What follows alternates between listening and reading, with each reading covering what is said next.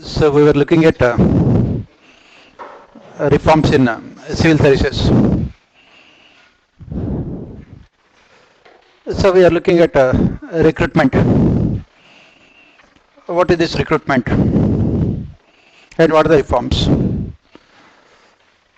So as we discussed, there are so many changes that have taken place in recruitment since the time of the Britishers. And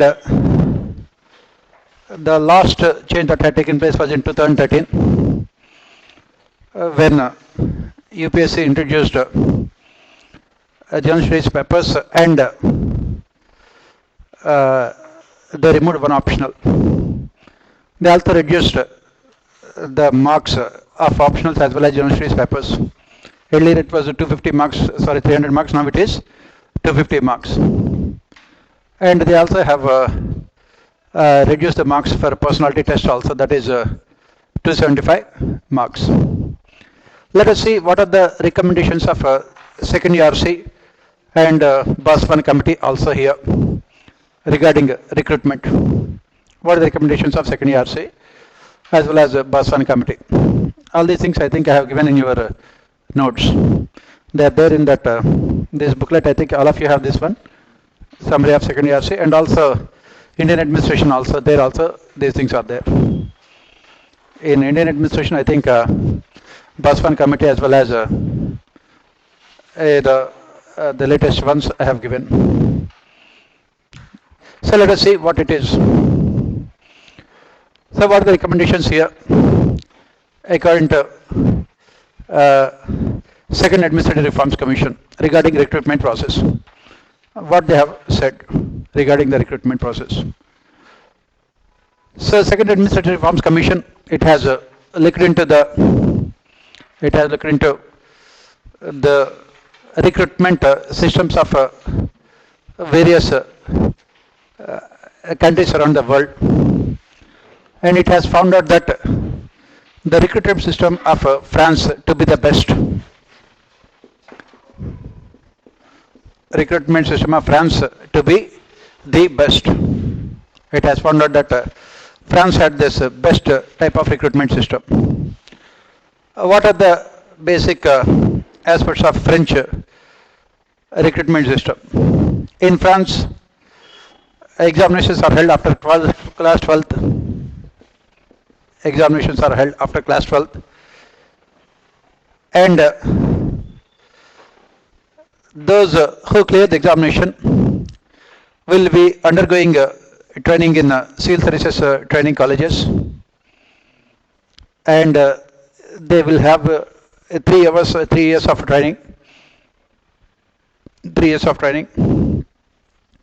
And those who come out on the top, those who will be coming out on the top, they will be taken into French civil services. Those who are on the come out on the top, they will be taken into French civil services. And those who are not, they can get jobs in private sector also. They could get jobs in private sector also. They could be getting jobs in private sector also, because as we studied administration and management, both of them are one and the same. Since the standards are so high, they could easily get the jobs in private sector also. The standards of those colleges are so high that they could easily get jobs in private sector also.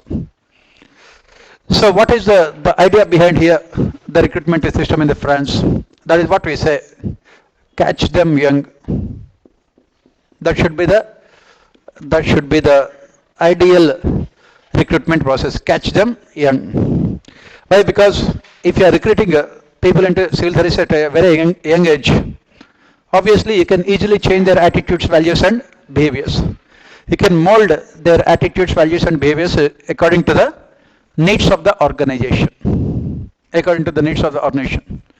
When you are young, I can easily change your attitudes and values. And that is the reason why the Second Administrative Reforms Commission found out that this French administrative system is the best system as far as recruitment is concerned. And of course, why it was not implemented in India?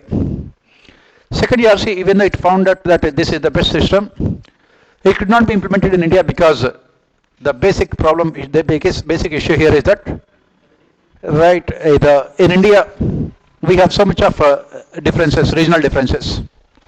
So what happens here is that those who are clearing the exam, those who are from the urban areas, those who get who studied in these top level colleges, top level schools in urban areas, they always have better what we call knowledge than those who are from rural areas, those who study in the state syllabus compared to the CBSE. Obviously, what happens if you are recruiting after class 12th? Automatically, it will be highly biased in favor of urban middle class sections of society. And what is required, as we studied, is representative bureaucracy. That is the reason why it was found out that even though this recruitment system was considered to be the best, it cannot be implemented in India because of the vastness of the country, diversity of the country, and also because of the regional inequalities. So then, what did Second ERC do? Second ERC went into the suggestions given by YK Alagh committee and other committees and had come out with its own recommendations regarding recruitment. That is what we say. What is the best recruitment policy? That recruitment policy considered to be the best, which can help in organization in fulfilling its objectives. That is what we say, best recruitment policy. That policy which can be helping the organization to fulfill its objectives. Right? That means here what are the objectives of our bureaucracy? To maximize welfare of people, to implement the developmental welfare schemes, to ensure stability and continuity to governance, to provide impartial and unbiased suggestions to the political executive. So what is required on the part of the civil servants? Honesty, integrity, selflessness, impartiality, non-partisanship. And of course, another important thing that we have to remember here is that globalization. In this age of globalization, what is required is specialization. Because it is not possible for the generalist civil servants to perform all the tasks. So by taking into consideration, Second ERC had come out with its own suggestions. As I said, this year the same question was asked for 20 marks in our Indian administration, also recruitment. So let us see what are the important recommendations. First and foremost, Second ERC has said that as we have mentioned, catch them young. That means the recruitment age should be reduced, first and foremost. And what is the average age of a person getting into civil services? According to the UPSC website and according to Ministry of Personnel, the average age is 28.7 years. That means 29 years. 29 years is too late for a person to become a successful civil servant. Average age. We are talking about average age. Not everyone is getting at the same age, it is average age. So 29 years means, what is the problem here? When you are getting into services at the age of 29, obviously, what happens?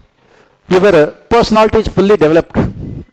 It becomes almost impossible to change your personality through training when you get into services at the age of 29.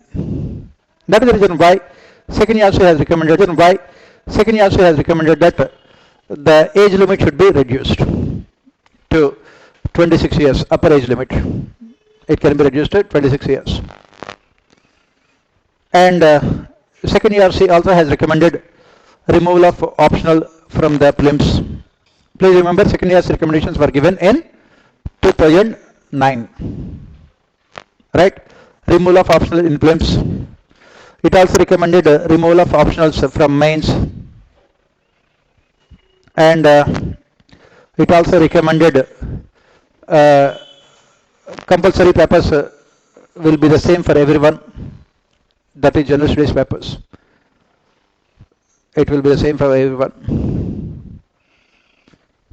And it also recommended changes to what we call a personality test also. Personality test also.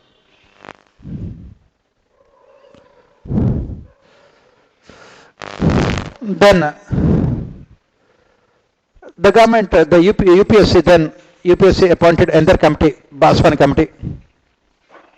UPSC appointed another committee, Baswan committee, to suggest changes in recruitment process. I think this Baswan committee has given the recommendations in 2018 or 2017. 2018, I think it had given recommendations in 2018. Baswan committee. BASWAN, Baswan committee. So Baswan committee, what did they recommend? Again, they repeated the recommendations of second RC. It has said that age limit should be progressively reduced from 21 to 26. Sorry, at this point of time, what is the age limit? 32. And it should be reduced to 26 years. It should be reduced to 26 years. Then it also suggested that this number of attempts also should be reduced to 3 for general category. Presently, how many attempts are there? 6 attempts. It should be reduced to 3, and in the same manner, attempts as well as age limit should be reduced for reserved categories also.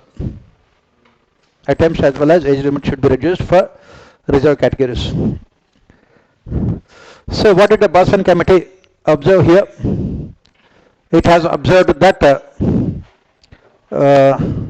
millions of young people in the country, they are spending the most productive years of their youth in preparing for competitive examinations.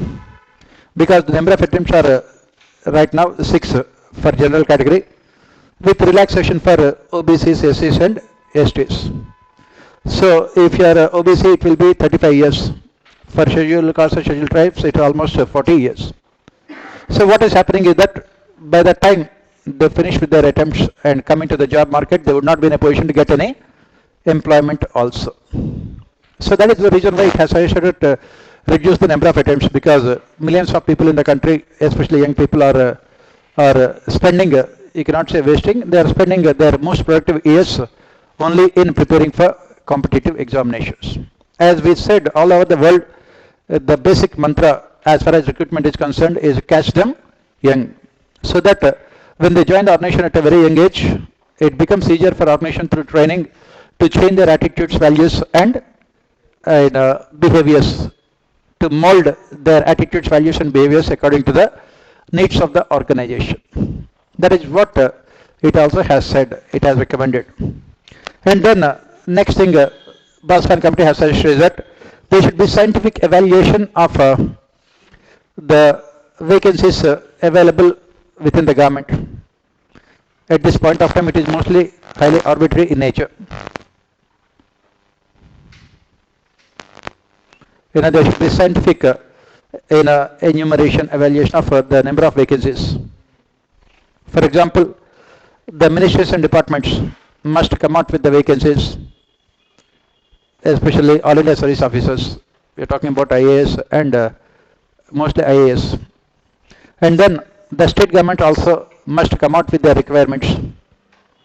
The state governments also must come out with their requirements. For example, what is happening is that in some of the states, what we are witnessing is there is a further division of districts. If you have more districts, you need more all India service officers, both IAS, IPS officers, right?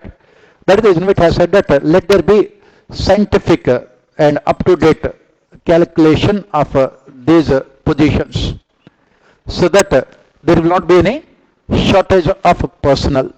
That is very, very important. There should not be any shortage of personnel. That is what second RC has recommended. Then once that is done, then UPSC must come out with the notification regarding the vacancies. UPSC must come out with notification regarding the vacancies. Next, what are the other important recommendations of a second year's, BOS1 committee?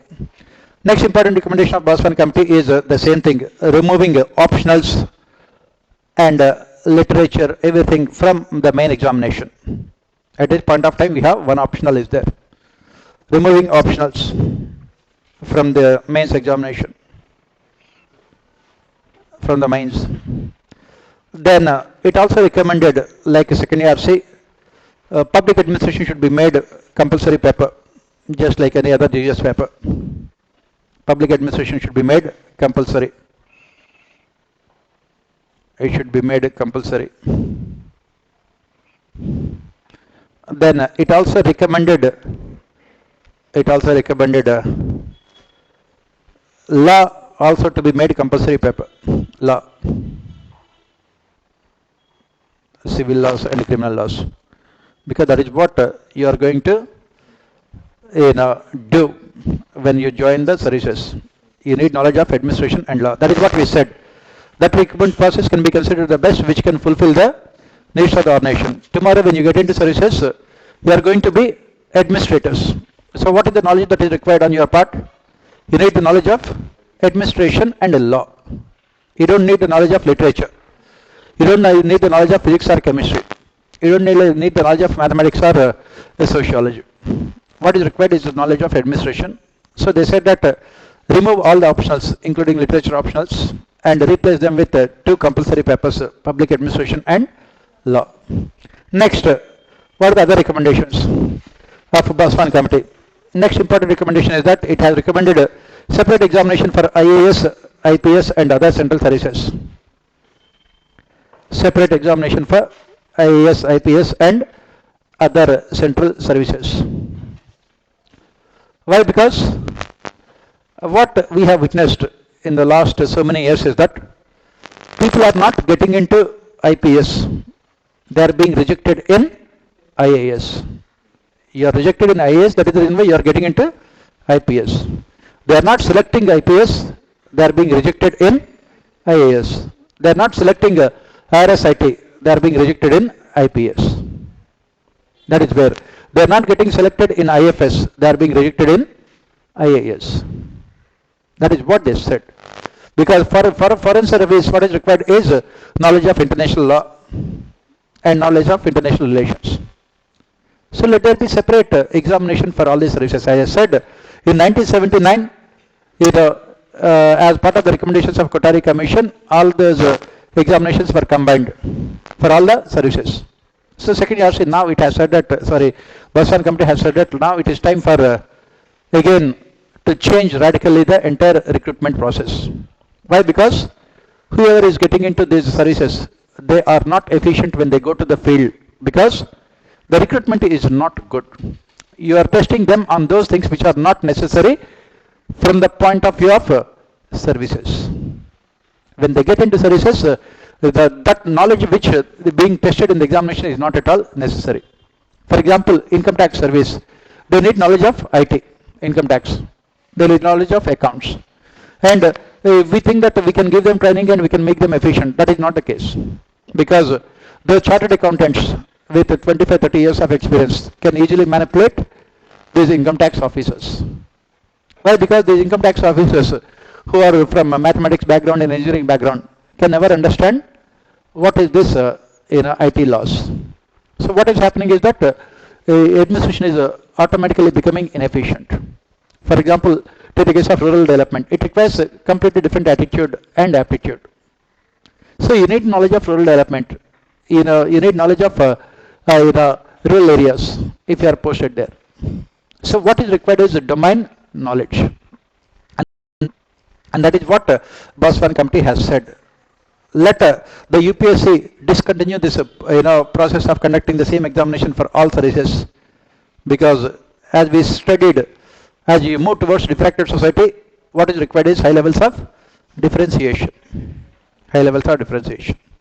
And IAS being a functional service, a generalist service, will not be in a position to perform better or efficiently, whether they are posted in the field level or in the secretariat organizations.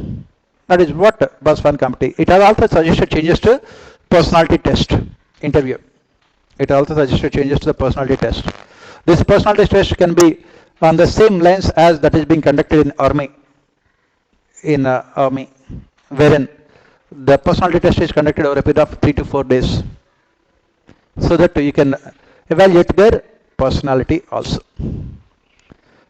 So some of these recommendations of Baswan committee are accepted by UPSC, and it has been sent to the Ministry of Personnel. And what about the status? They are yet to be, the government is yet to take a decision on Baswan committee recommendations. That is what the status.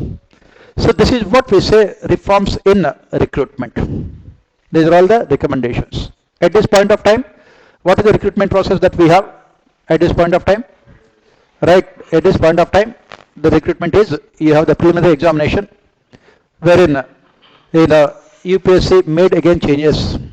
First thing they have made was they introduced negative marking in prelims. Right.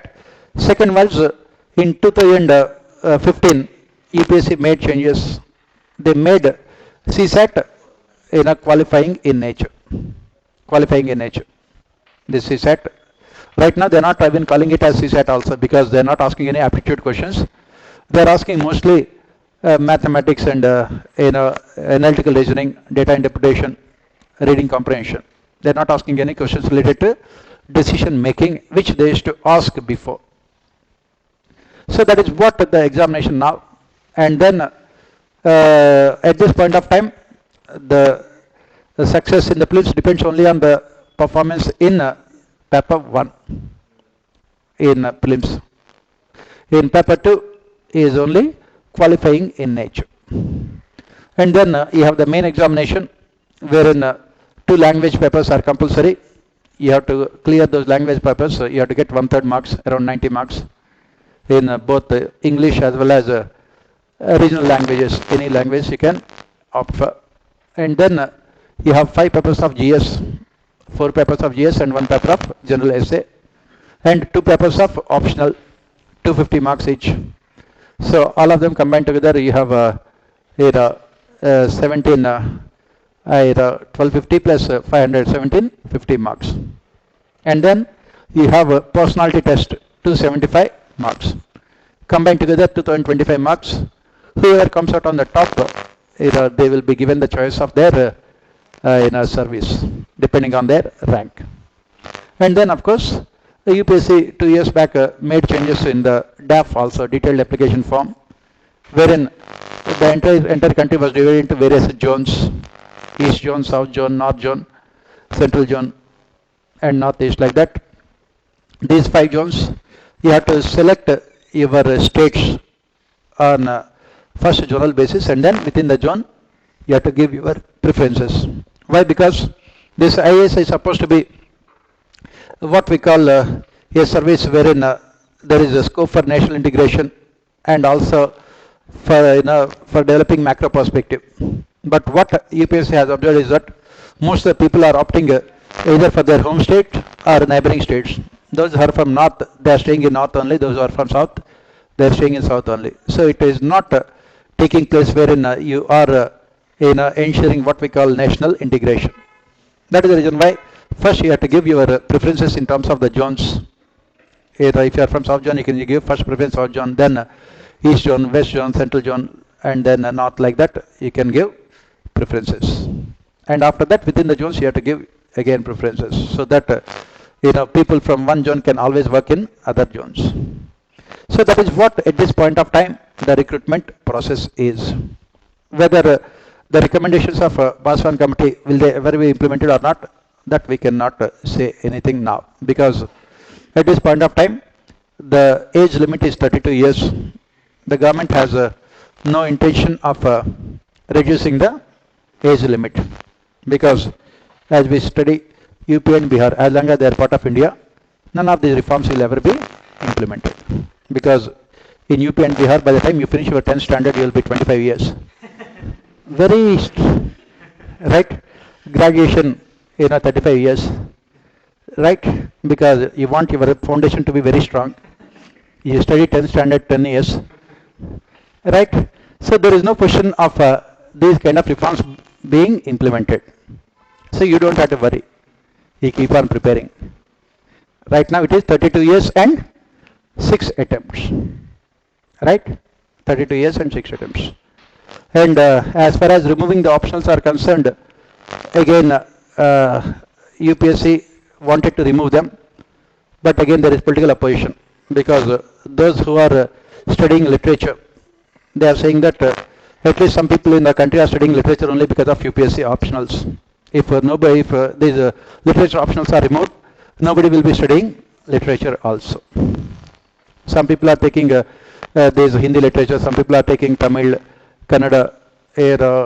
If these literature options are removed, there will be no one who will be studying these regional languages, because almost in the entire country what you see is only this mad rush towards English language in the name of globalization.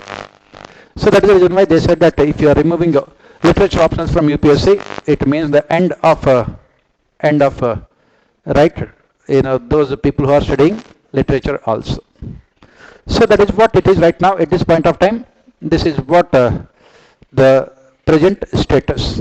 The government, in fact, UPSC has accepted the Baswan Committee recommendations. The recommendations have been forwarded to the Ministry of Personnel, which is the controlling authority.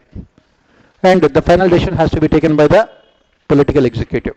That is, the government will have to take final decision. Cabinet will have to take the decision. Obviously, now we are having election time, so there is no question of any government taking any of those decisions. If the decision is not taken this year, obviously next year they will not be taking, because 2024 again will be elections. So they will not take any. India is always in election mode all the time. So that is the reason why the decisions will not be taken. So this is what about recruitment. Proceeding further, we have seen recruitment from without, right? Now proceeding further, as we said, what is the basic problem here? The basic problem here is that these generalist civil servants, IAS officers, are proving to be not so successful when they reach top level positions. That is, when they become secretaries. Why? Because they simply don't have any domain knowledge. They don't have any domain knowledge. So what we have is only rank classification, right? What we have is only rank classification. These generalist civil servants are proving to be a failure in this age of globalization and specialization. In this age of globalization and specialization, they are proving to be a failure. So then what is the solution? What could be the solution? That is where we talk about rank classification, position classification. Right? That is where we talk about moving from generalist civil servants to specialists.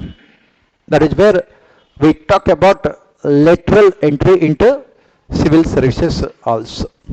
Let us look at all of them. Lateral entry into civil services also. So what is the problem here is that these generalist civil servants, IAS officers, who do not have any specific domain expertise, when they reach top level positions, they are not in a position to formulate policies because of a lack of a specific domain knowledge. So there has been a long-term demand that India should move from rank classification to position classification. As I said, almost every country in the world has shifted to position classification, specialists only. India is only one of the few countries in the world which have a rank classification. Every country in the world has moved towards what is called specialists within the organization. That is the reason why from first pay commission onwards till seventh pay commission, including second ERC, everyone has recommended that India can have more specialists working at top levels in the organization. We need more specialists, as we discussed in agriculture. If you are discussing with the WTO regarding agriculture, what is required is agricultural specialists. And similarly, if you are discussing, in the COP26, Conference of Parties 26, if you are discussing about environment, you need a specialist in this specific domain, environment. Similarly, if you are discussing about tariffs and other things, you need specialists there from international trade. And similarly, if you want to ensure rural development, again you need specialists. That is what is required. Health, you need specialists. Education, you need specialists. And these generally civil servants, IAS officers, simply are not able to perform better in this age of what we call diffracted societies. As Rix pointed out. So what is the solution then? What is the solution? There are two solutions here. One, as we have said, moving towards what is called position classification. What we call specialists. Right? How? Through this lateral entry. Through lateral entry. The first solution is moving towards a position classification, having specialists at the top level positions through lateral entry. Lateral entry. What is lateral entry? Lateral entry means you are entering into the organization at middle and higher levels. You are entering into the organization at middle and higher levels. What you can see in India is that when you become an IAS officer, you are starting with the lowest level position, assistant collector to sub-collector. From then onwards, all the positions are reserved in civil services only to IAS officers. District collector, a divisional commissioner, then you go to secretary organizations, under secretary, deputy secretary, then a director, joint secretary, additional secretary, special secretary, officer on special duty, secretary. All these positions in secretariat organizations are exclusively reserved for IAS officers. And since it is a generalist civil service, promotions are mostly based on seniority because merit cannot be calculated. How can you calculate merit here? How can you evaluate merit here? Because it is rank classification. And each and every position, here, the functions are not defined. What are the functions to be performed by a director? Director is a rank, not a position. You are holding the rank of a director. You are holding the rank of a joint secretary. As we have discussed with rank classification, these are all the weaknesses. I cannot evaluate your performance. I cannot decide your salary and other service conditions. Everything is done in a highly arbitrary manner. And more importantly, since performance evaluation is not objective or meritorious, promotions are only based on seniority. Because of which Peter's principle also works. As you move up in the ladder of hierarchy, you only reach to your highest level of incompetency.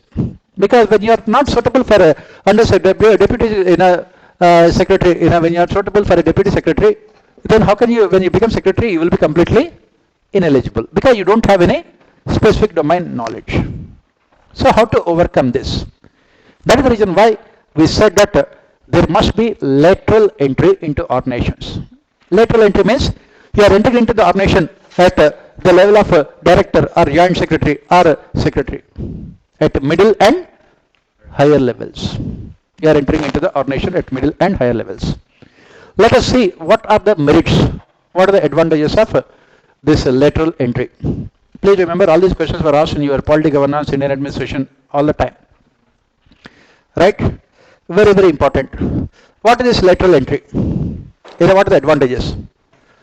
First and foremost, specialists can reach top level positions. Specialists can be reaching top level positions. Second, as we discussed, in this age of globalization, governance means specialization. Administration means globalization, the essence of globalization is specialization. That is what we said. Rix always becomes very, very important. Very, very important. Because as the country develops, as the society develops, you are moving towards diffracted societies. And what is the important feature of diffracted society? High levels of differentiation. And that is where we talk about specialists reaching top level positions. And this is what another advantage. Third one is that policy making can be more efficient. Policy making can be more efficient. Right? Fourth advantage of this specialist is that these specialists can bring in new ideas. I think all these things are there in the notes, maybe, I don't know. It must be there. As in when you have free time, after 20-30 years, you can open it. Right? Yes. You are saying yes also. Very good. Right. So don't worry, you can write it, don't worry. If you have to look at into the notes, again, I'll have to wait here for another 20 years. Right? So don't worry. These are the things which you should have done before coming to the class. Right? Normally, how many of you, read what we are going to discuss in the class before coming to the class? How many of you look into the notes, what we are going to discuss? I'm asking a question, simple English question. You're looking at me as if I'm asking questions in Latin and French. Right? Anyway, on this Republic Day, I should not be unnecessarily, what speaking truth. Let us let us assume that India is a great country. Right? That is what Republic Day is all about. You can go to that parade there, you find only all those military might, all those aeroplanes and water tanks, not water tanks, normal tanks. On any day we'll take water tank to normal tank, but that's a different thing. This is all what we call misconceived self-esteem. You want to show to the rest of the world that you are a superpower. When 365 million people are living below poverty line, what is this nonsense of Republic Day? Right? Yes? Do those people have any kind of sovereignty or freedom? As we studied, do they have any freedom of choice? That is what we studied about empowerment. Right? And you are wasting so much amount of money on all these things. Right? And you are wasting money only on constructing more statues and all these things, holograms and statues and everything, and say that that is what is patriotism. Unfortunately, that is what is India. Right? We give so much of importance to symbols and we don't really bother about substance. So coming back here, how many of you have attended Republic Day parades? Did you ever attend? No? You don't get any pass. Yeah, yes, I can understand. NPL categories. Right. Right, very good. Because every year it is only most of our students only who will be doing those things, DCPs. They are the ones only who will be conducting all the things. They keep on asking me, please come. I said that no problem. Right? What is there? Right? So anyway, that is what it is. I don't want to dampen your spirits. And you can always say, Mera Bharat Mahan, and take Indian flag and running on the streets. That is what is patriotism, I think. And that is the reason why in your next paper also the question was asked, how civilians can show patriotism. We know army, they can show their patriotism by sacrificing their life for the sake of the country. As a civilian, how can you show patriotism? Pardon? How do you show your patriotism? On 26th January and 15th August, you go onto the streets and shout at the top of your voice with flags in your hand. Right? Right? Is that how you show the patriotism? And you go to Kashmir, they have their own patriotism. Right? In Kashmir. You go to Kashmir and Srinagar and they say that you Indians, they never consider themselves as Indians. They have their own patriotism. Right? So anyway, as I said, you please continue with all these cultural activities and say, shout at the top of your voice, go back home and sleep. And keep on voting for BJP. Right? That is most important. Because it is only the nationalist party we have. So coming back here, what we are talking about here is that why this specialization is important. As we discussed, the fourth point here is that with lateral entry, as I mentioned, fresh blood will be coming into the government. They come out with new ideas, new work culture.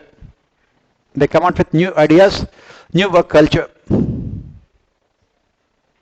That is what we say. That is what we say all the time. As human beings, if you have studied basic biology, that is what we say. Our heart should always produce this fresh blood. It has to, then only we can survive. Right? In the same manner, organizations also need fresh blood. And these civil servants, they are there in the service for the last 25, 30 years, 35 years. They are so much used to be so conservative in terms of their thought process, so conservative in terms of their policy making, that it is only what we find incrementalism. They are not willing to take what we call radical and revolutionary decisions. Why? Because they are so much used to working within the government in those processes and works, right, which are mostly red tapist in terms of orientation, which are mostly incrementalist in terms of policy. And what is required is this fresh blood, creative ideas, young people, so that they can come out with what we call a different kind of work culture. And that is possible only with lateral entry. Next reason why we need lateral entry. What is the next reason why we need lateral entry is there must be competition to positions. There should be competition to positions. As I said, you will face competition till you get into services. After that, there is no competition to civil services, IAS officers. Once they get into services, they don't face any competition. When will you be efficient? You will be efficient only when there is competition. That is the reason why they become inefficient. The reason why they become inefficient is that because there is no competition. They don't have to be efficient because their promotion transfers, everything will be decided on the basis of their proximity to the political executive.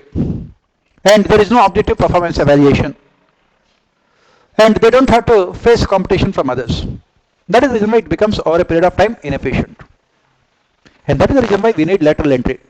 Let these career bureaucrats also compete with people from outside for higher level and mid level positions within the secretariat organizations, so that they will also focus on maximizing their abilities.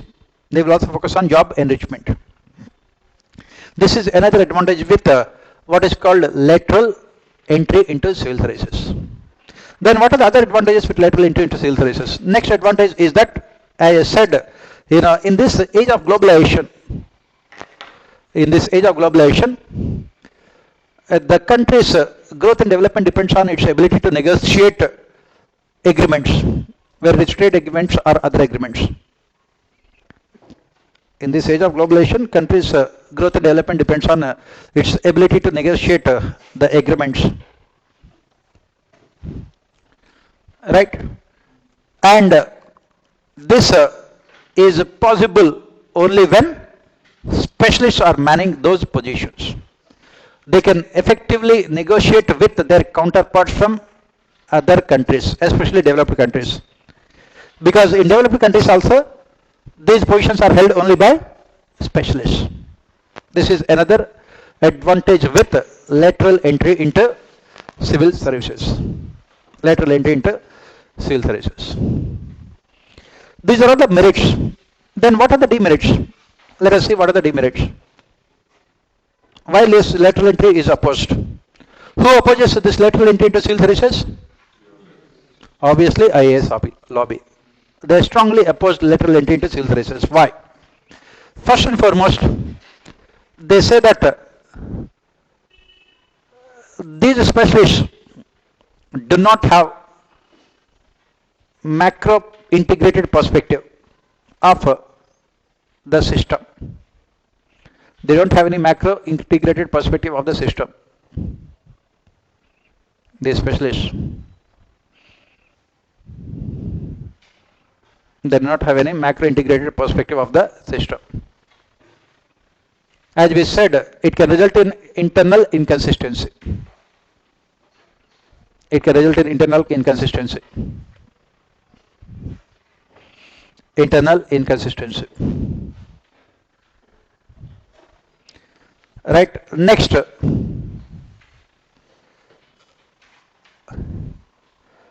Reason why they are opposing.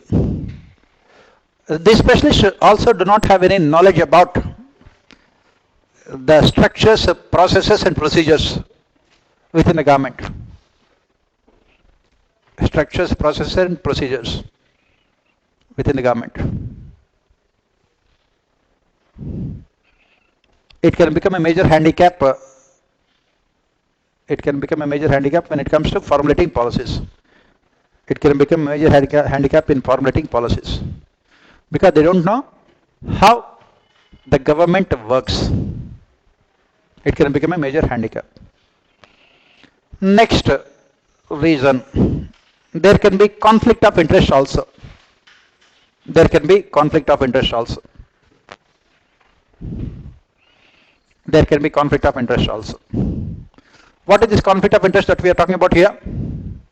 Conflict of interest is these specialists come from the private sector. Their loyalty might be towards the private sector where they have worked. They might formulate policies that could benefit the private sector where they have worked earlier. Loyalty. They might formulate policies that could benefit their previous masters. That could benefit their previous masters. This is another criticism against this lateral entry. Next, since these specialists, next criticism is that since these specialists are there only for a short period of time, since they are there only for a short period of time, because they are working there only for a short period of time, they may not have loyalty, organizational loyalty. They may not have organizational loyalty towards the government. Loyalty towards the government.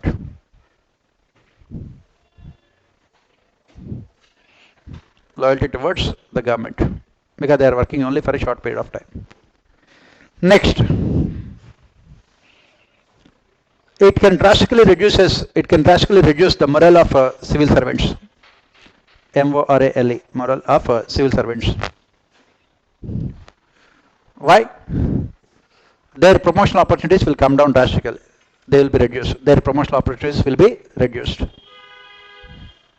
Their promotional opportunities will be reduced.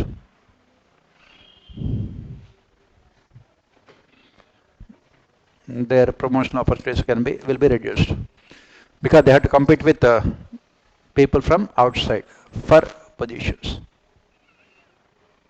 Next, it can also result in unfair competition for positions. It can also result in unfair competition for positions. Next criticism is it can also result in unfair competition for positions. Why? Because these specialists have 25-30 years of experience, whereas these IAS officers simply do not have any experience. If both of them are competing, automatically specialists will have advantage. It can result in unfair competition. Next, salary and other service conditions can also be difficult. Salary and other service conditions can also be difficult.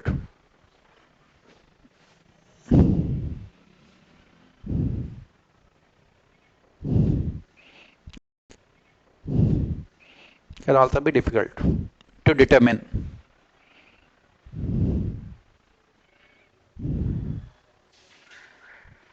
That is what another problem, because the specialists, when they work in the private sector, they will be getting huge amount of salaries. Is it possible for the government to give them the same kind of salaries?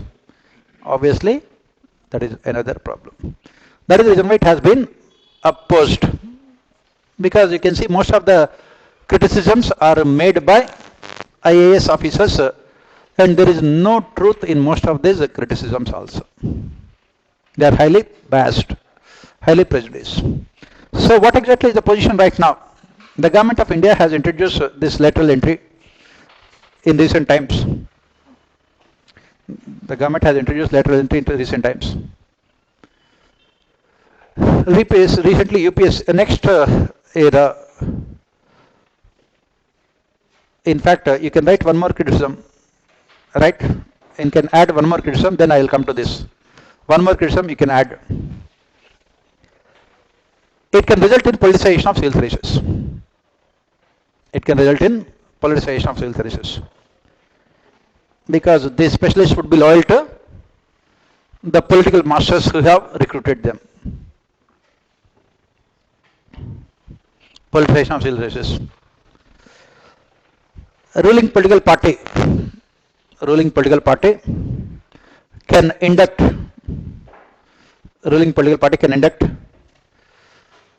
those who have a similar ideological affinity in the name of lateral entry. Ruling political party can induct those who have similar ideological affinity in the name of lateral entry. In the name of lateral entry.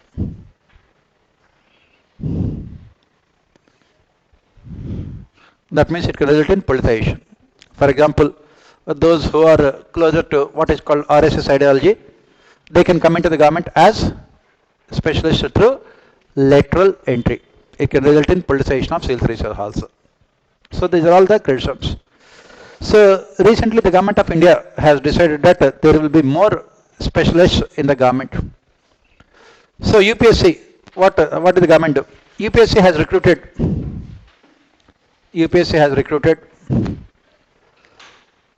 10 officers of the rank of Joint Secretary. 10 officers of the rank of Joint Secretary.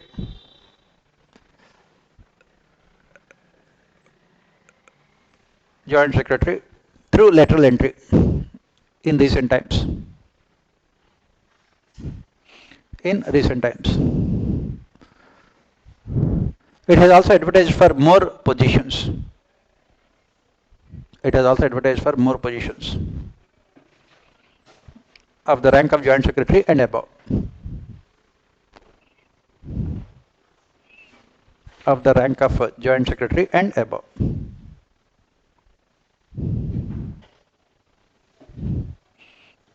Right? That is what UPSC. But the experiment is not as successful as they expected. But the experiment is not as successful as they expected.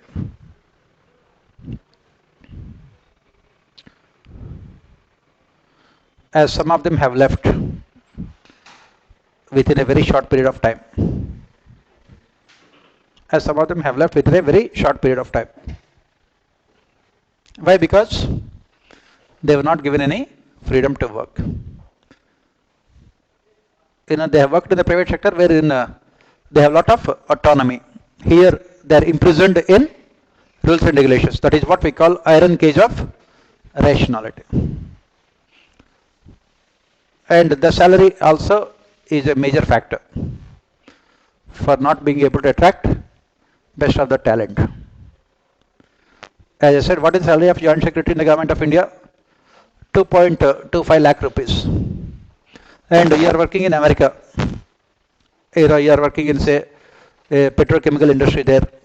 And you are being asked to work as Joint Secretary in the Ministry of Chemicals. Yeah. And in America, you are working and your salary is 10 crores per year. That means per month, almost 1 crore. And here, you are asked to work for 2,25,000 rupees. Will you? Yes? Even if you are part of Hawthorne, these experiments, Hawthorne experiments. Right? Right? Like those 6 females Will you work? Patriotism, sometimes you come back and then you leave it also. On 26th January, you leave. That is what happens. That is the reason why it has not been successful. But right now, what you can say is that the government is determined to end the monopoly of IAS. That is where it is there. And the reason why, you can see that most of these officers are not coming to the central government because of this emphasis of the government on lateral entry specialists. Modi government is focusing mostly on lateral entry. They wanted a specialist to hold top level positions within the secretariat organizations so that policy formulation can become more efficient. So this is what we say about lateral entry. And what are the recommendations of second ERC here? Second ERC recommended lateral entry. It has definitely recommended lateral entry. Second ERC recommended lateral entry. It not only recommended lateral entry, it also recommended lateral exit also. It also recommended lateral exit. We know what is lateral entry. That means people from private sector coming and joining the government at middle and higher levels. That is what we call lateral entry. What is lateral exit? What is lateral exit? What we are talking about here is let these IAS officers take break from civil services. Lateral exit. After putting in 10-12 years of service, let them go out of the service and work in private sector as well as NGOs. That is what we say lateral exit. Let them go out and work in the private sector as well as NGOs, so that they also know the practical problems faced by the private sector as well as non-governmental organizations. The problem is that this is what we call is Weberian bureaucracy is completely non-ecological. That means they don't have any kind of interaction with the rest of the subsystems. And they are the ones who will be formulating policies for all other subsystems. So obviously what is happening is that they don't have any kind of empathy as far as the problems faced by private sector or NGOs are concerned. And what we are saying is that we are living in this age of new public governance, wherein what you have is multi-actor paradigm, wherein bureaucracy is only one of the instruments related to governance. And these bureaucrats, since they join the service at a very young age, and for them, from then onwards, for the next 35 years, they simply don't know anything about what is happening outside bureaucracy. And obviously, this lack of knowledge about what is happening in the real world would make them incapable of formulating what we call pragmatic policies. So that is the reason it has been recommended that let them go out of the government for 4 or 5 years, work in the private sector, work with NGOs, and then come back to the government. Use that experience to improve decision making as well as implementation. That is what is called lateral entry. Lateral exit. Right? Not only lateral entry, what is required is what we also need is lateral exit. That is what the Second Administrative Reforms Commission has recommended. So this is about what we call recruitment. From recruitment, we can move on to the next important one is, as I said, rank classification and position classification. We have to look at all aspects related to human resource development. What are the problems and what are the solutions? Rank and position classification. So what we have is only what we call rank classification. As we know, we have only generalist civil service. It has so many problems, it has some advantages also. So, it has been recommended by various commissions and committees that we can move towards what we call position classification with specialists. But position classification also has some of the weaknesses, as we discussed with lateral entry. Those who are coming from the specialist background, they simply will not have any macro and integrated perspective about governance. If there is conflict between, you are coming from private, you are a professional economist, you have become chief economic advisor. Your concern is only to reduce the fiscal deficit, right? In the process, you will cut down the expenditure given to important ministries. Then what happens? It will have long-term adverse consequences, because in case of conflict between your own departmental objectives and overall goals of the government, you only give importance to departmental objectives, which can result in what we call internal inconsistency, right? Which can lead to inefficiency. So, having a specialist in the organization can be a little bit more difficult. Why? Because, again, go back to RICS. The problem is that when you have high levels of differentiation, what is required is high levels of integration also. But even in America also, there is no there is no high level of integration. That is the reason why the financial crisis also took place. That is the reason why RICS has said that even developed countries also have only prismatic features. And in a country like India, it can result in a huge amount of damage also. Because if the specialists come in all the departments, and if they don't know what is happening in other departments and ministries, if they don't have this macro and integrated perspective, it can result in failure of governance also. That is the reason why what it has been suggested is that instead of going completely for specialists through lateral entry, what we can do is that we can convert these generalists into specialists. These generalist IAS officers, which is very easy, converting a specialist into generalist or a journalist into specialist. You are a economist. Can I convert into generalist civil servant? Or you are an IAS officer. Can I convert into economist? Which is more easy? Converting a generalist IAS officer into a specialist, or converting a specialist into a generalist? Specialist into journalist.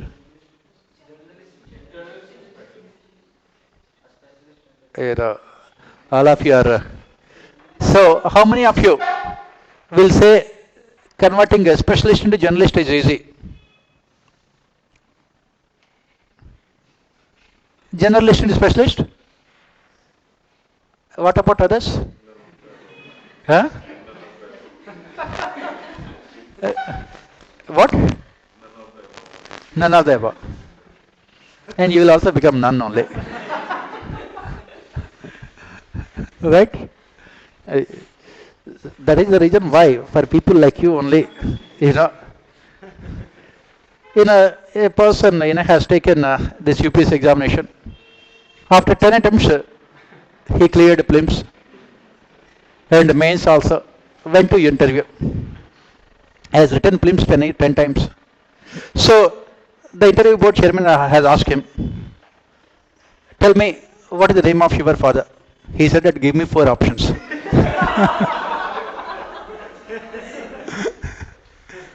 For people like you only. Right? So that is the reason why don't say none of the above, all these kind of things. Right? So that is what you will be saying also. They will give you 4 options, you will say none of the above. Right? Right? So coming back here, what we say here is that converting a specialist into a generalist can be a difficult task. Because a generalist administrator is the one who has knowledge about some kind of knowledge about each and every aspect of administration. Because you are an IAS officer, you worked in different departments, you worked at the field level, you have seen disaster management, you have seen law and order, you have seen rural development, you also have seen welfare administration. So you have some kind of knowledge about all these things. Who is a generalist? A generalist, a civil servant, is the one who is a jack of all trade and the master of none.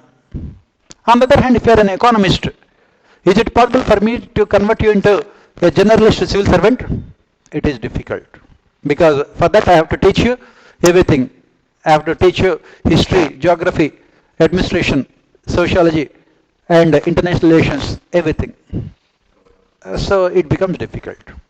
That is the reason why what all these commissions have recommended is we can convert generalist civil servants into specialists. What is the advantage here? When you convert generalist civil servants into specialists, the advantage here is that these IAS officers will not lose the macro perspective which they have gained as a generalist civil servant. They will not lose the macro perspective which they have gained as a generalist civil servant, and at the same time they will also have domain expertise, specialization. They will also have domain expertise, what we call it as specialization.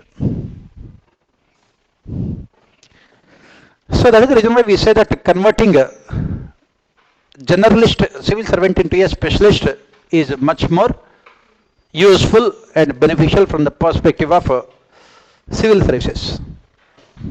How First Administrative Reforms Commission has spoken about first ARC, it has spoken about converting this generalist civil servant into a specialist through what they called domain expertise, DOMAIN, expertise, EXPERTISE. It has identified 7 special areas of work within the government, 7 areas of specialization. So what it has said is that, what we have mentioned here is that for the first 12 years, IAS officers will be there in the field. You will be working as a assistant collector, sub-collector, joint collector, collector and divisional commissioner. For the first 12 years, they are working there in the field as a generalist civil servant, right, for the first 12 years. Then what it has recommended is that in the 13th year, they go to secretariat ordinations. In the 13th year, they go to secretariat ordinations. That means they will become part of staff organizations responsible for policy formulation. This is where they can become specialists. This is where they can become specialists. So what first year has recommended is that UPSC again can conduct examination to determine their areas of specialization. They can conduct examination again to determine their areas of specialization. If you remember, this is what we discussed with Anthony Downs. There are different motives why people want to get into services. Advocates and jewelers. So you can decide your area of specialization. Some people want to get in services to work in rural areas. They can choose rural development. Some people want to work in planning and economy. They can choose finance ministry. Some people want to get specialization in urban development. Some other people want to get specialization in education or health. So it has identified these 7 areas of specialization. UPSC will be conducting examination to determine their areas of specialization, to be followed by personality test also. On the basis of that, they can be given those areas of specialization. So from 13th year onwards, they will be working in those departments only. From 13th year onwards, they will be working in those departments only. And it has also recommended that from joint secretary onwards,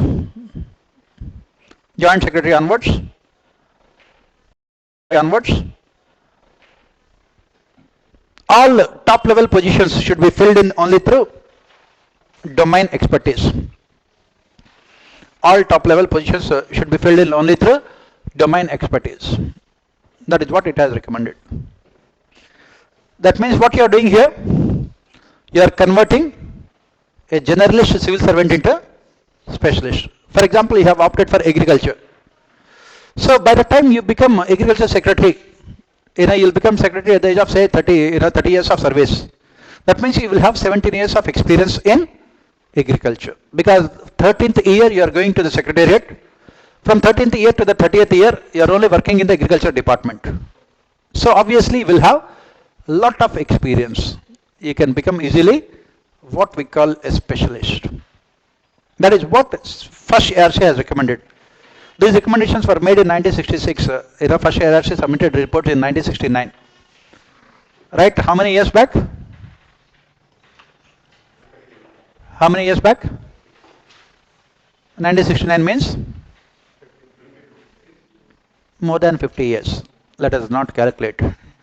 1969, 70, 20, very difficult. 1970, 2022, 2022 minus 1970. Why do we go through all those things? But more than 50 years. And every year people are writing the same recommendations. Then Surendranath Committee also recommended domain expertise. Surendranath Committee. Yeah. It comes from experience. That is the reason why you are working in agriculture sector for 17 years continuously. You will gain experience. That is what I am saying. When do you become secretary? You become secretary at the age of so 55 years. If you are getting into 25 years, that means after 30 years of service. First 13 years you are working in the field. And the remaining 17 years you are working only in the agriculture ministry. Then you will become experienced. 17 years is more than enough. That is what we are saying. Domain expertise. The objective here is to gain experience of working in the agriculture ministry for such a long period of time. That is what. Similarly, if you are working in rural development, you have a lot of experience. By the time you become secretary, you know everything about rural development because you are working there for almost 17 years. On the other hand, at this point of time, today you are secretary in the home ministry, tomorrow you are rural development ministry. You have not seen any rural areas in your life and you are rural development secretary. That is the reason why they are a failure. That's the reason why what we have said is that any promotion from the rank of joint secretary and above should only be on the basis of domain expertise. These recommendations, as I said, were given in 1969. Then Surendranath Committee has also recommended domain expertise. It has also recommended domain expertise. It has recommended 11 domains, not 7. First ARC has spoken about 7. Surendranath Committee has recommended 11 areas of specialization. Because of this globalization, they have included some more. For example, environmental administration and technology. These are all the things which are there because of globalization. Right? It is there in the notes also which I have given to you. This one you have a second year's reports. Go to page 12, I think. Let me be careful. I'll give you page 12 and then you can see 11 areas of specialization. Agriculture and rural development, social sector, culture and information, natural resource management and environment, energy and environment, communication systems and connectivity infrastructure, public finance and financial management, industry and trade, domestic air, domestic affairs and defense, housing and urban affairs, personal and general administration. That is what it has suggested. So the objective here is to convert a generalist administrator into a specialist. Once they become specialists, they can compete with people from the private sector also. Then there will be level playing field also. There will be level playing field also. They can compete with the private sector, they can take the examination and compete with the private sector. So this is what they have recommended. And what else the second YAC has recommended? Second YAC has also recommended something else. It has recommended Second Administrative Reforms Commission. It has recommended a combination of rank classification and position classification. It has recommended a combination of rank and position classification. That means a combination of generalist and specialist.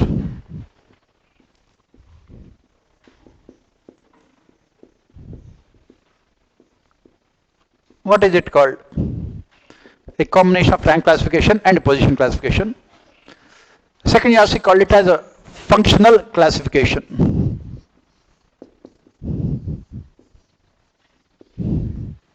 Functional classification. The question was asked in your political governance paper, civil services reforms. You have to write all these things. Civil services reforms. It has recommended what is called functional classification. It is a combination of rank and position classification. What are we discussing here? What is this functional classification? Let us try to see what it is. For example, take the case of police, IPS, right? This IPS can be made specialist. How? By conducting a separate examination, right? And UPSC will be conducting separate examination for IPS with different question papers and everything, different criteria. Then what it has said is that in IPS also you have ranks, right? You have the rank of SP, you have the rank of IG, DGP, DIG, like this, all these ranks are there.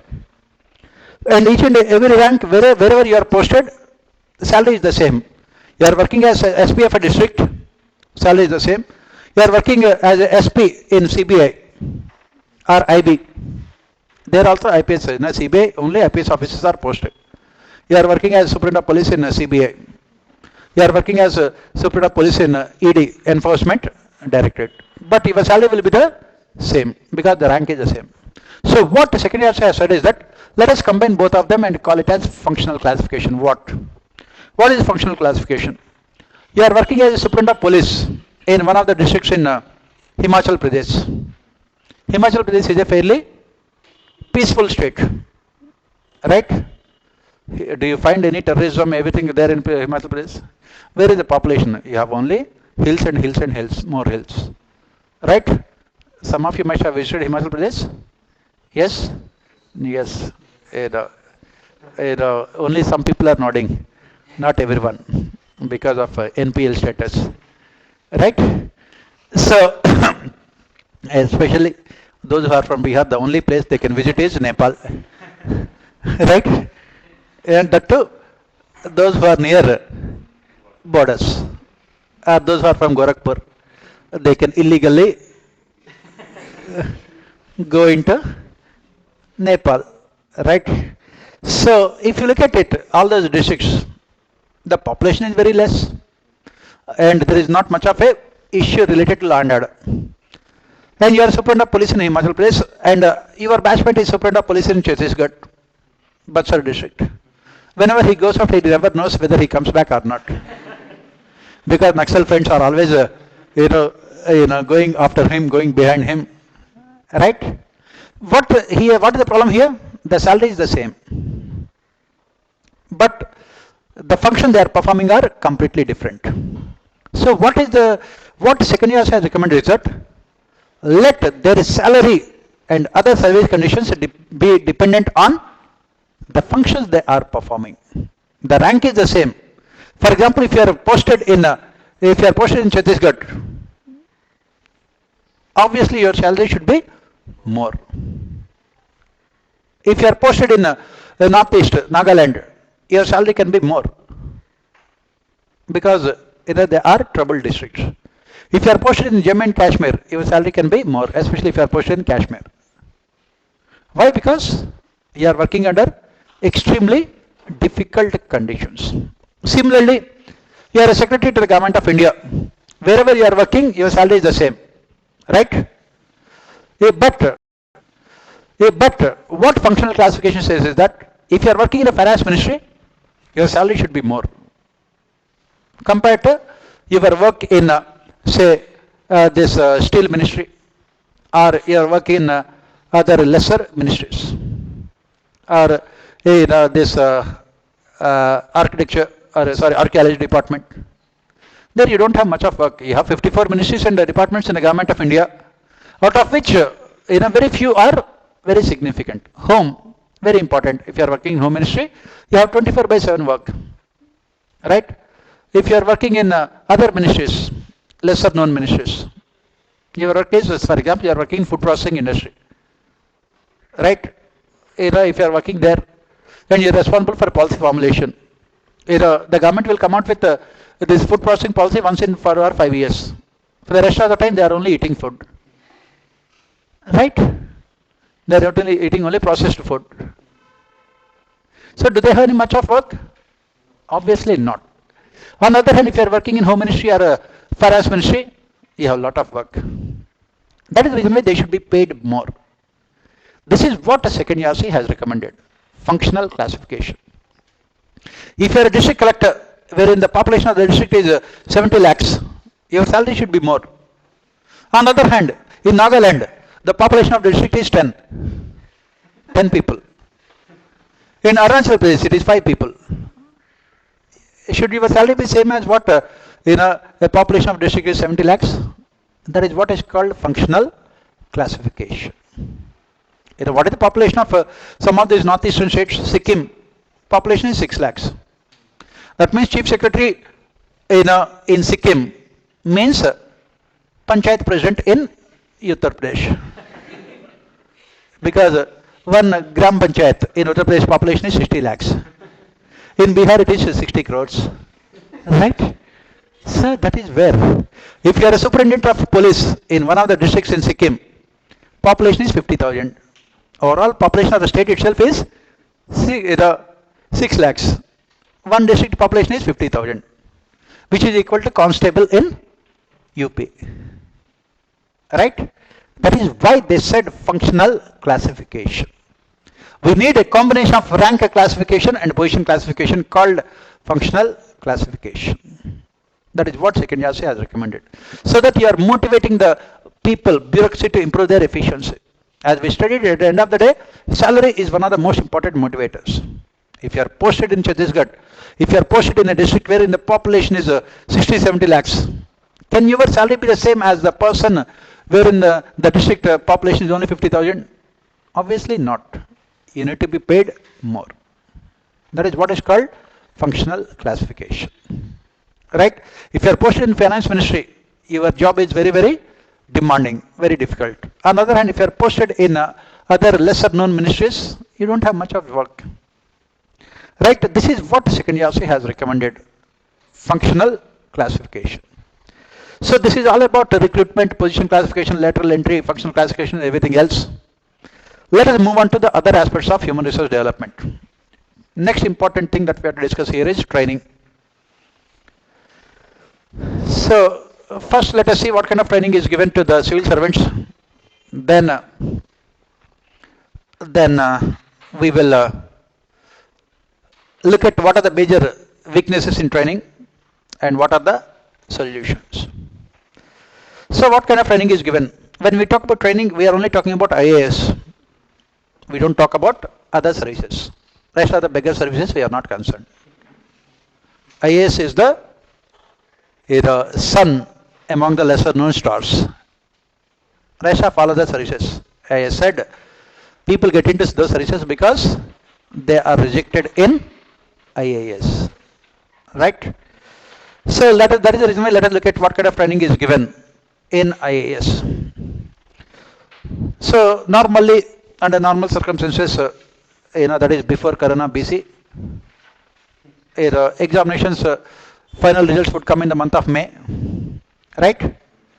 And then what happens after the results come?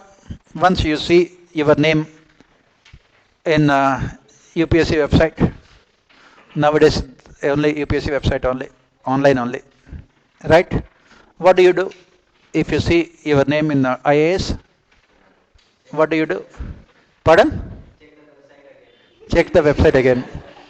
Including you will read each and every alphabet because there can be so many people with your name also. Right? You will read each and every alphabet, and more importantly, you will look at the roll number also. Roll number also. In spite of all these things, still your name is there. In spite of all these things, still your name is there. Then what will you do? What is your next reaction? Pardon? Sleep. What will you do? Yes. What will you do? Happiness, tears. Okay. Very good. Yeah. Happiness, tears. Okay. You know, you are crying for the country. You know, what will happen to the country now that I have become IAS officer? That I can understand, yes. What will be the future of the country? Because if Rahul Gandhi becomes Prime Minister, he will be there only for 5 years. He will be there for 35 years. Who is more dangerous? Right? Okay, that is fine. Then, what else will you do? What will you do is that you will take a Hindu newspaper, cut it into pieces, as many pieces as you can, taking revenge, because it has ruined your life for so many years. When everyone else is reading film fair and Delhi Times, and you are reading Hindu newspaper, completely bland, right? You will take revenge. You will cut into as many pieces as you can, right? Then after that, the training will start mostly in the month of last week of August. This is what we call Foundation Course Training, FCT, Foundation Course Training. This FC Foundation Course Training is in Lal Bahadur Shastri National Academy of Administration, Labasna. Earlier it was in Delhi, later it was shifted to Mussoorie. In Mussoorie, in Labasna, training is given to all India services, IAS, IPS and IFS. Both IFS will be there. Indian Foreign Service as well as Indian Forest Service. All of them will be undergoing training. What is called Foundation Course Training? In Delhi, there is not some time back, 60 years back, it was given in Delhi. From there, right? After that, it was shifted to Mussoorie, right? After that, it was shifted. Maybe at that point of time, you might not have been there, but you might have been there also, right? So, self-actualization will not come so easily. So, that is the thing. And normally, if you get into IAS and IFS, Foreign Service, you cannot take the examination again. Rest of the services, you can skip foundation course and you can take the examination again to improve your service. You are getting into IRS IT. You will take the examination again to get into IAS. You are getting into IPS, again you will take the examination provided you have chances also, attempts also. Otherwise, if you are getting to IAS and IFS, Foreign Service, you cannot take the examination. If you want to take the examination again, you have to resign from service and take the examination. Yes? Exactly, that is what. You are getting into Foreign Service. You are getting into Foreign Service. You don't like Foreign Service, so you resign and you take the examination again. Will you do that? Any service you will. Group D services also. Right now, you can see today's newspaper in Bihar, railways were conducting some examination. 30,000 vacancies and 1.5 crore people applied. 30,000 vacancies and 1.5 crore people. All of them are Group D services. Yes, and they are agitating because the results were not unexpected lines. That is what they are saying. That is what we say, jobless growth. 1.5 crore people for 30,000 posts. Right? So coming back here, once this training starts, the training, as I said, will be for arts. The training, as I said, will be for all the services, IAS, IPS, IFS and Indian Forest Service also. All of them will be undergoing training in Labasna. And this foundation course training will be there for all other services also. All other services also. Apart from Lal Bahadur Shastri National Academy of Administration, This foundation course training is also given in this Hyderabad Marichanna Reddy Institute of Public Administration, Hyderabad.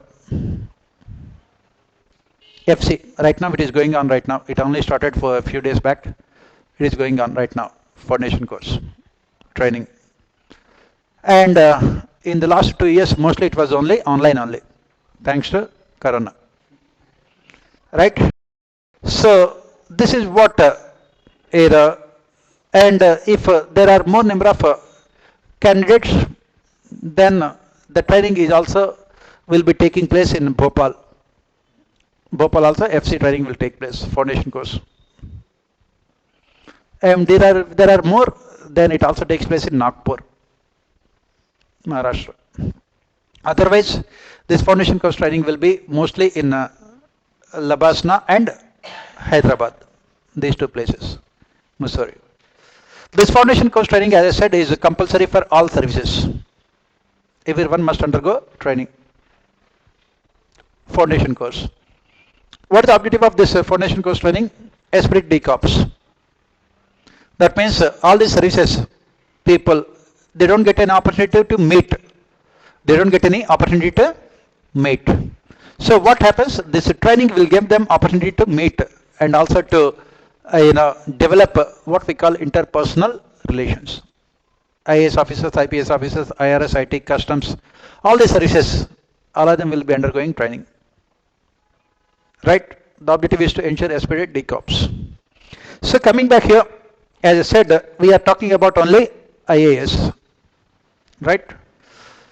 So what we say here is that this foundation course training will be for almost 2.5 months, around 12 weeks, 10 to 12 weeks. It starts in the last week of August or first week of September, and it ends in the December first week, around 12 to 15 weeks, the training. What do they teach there? They will be teaching you 5 papers. 5 papers are taught. Yes. What are the papers? One is a constitution. Second one is a public administration. Third one is economy. Fourth one is civil and criminal laws.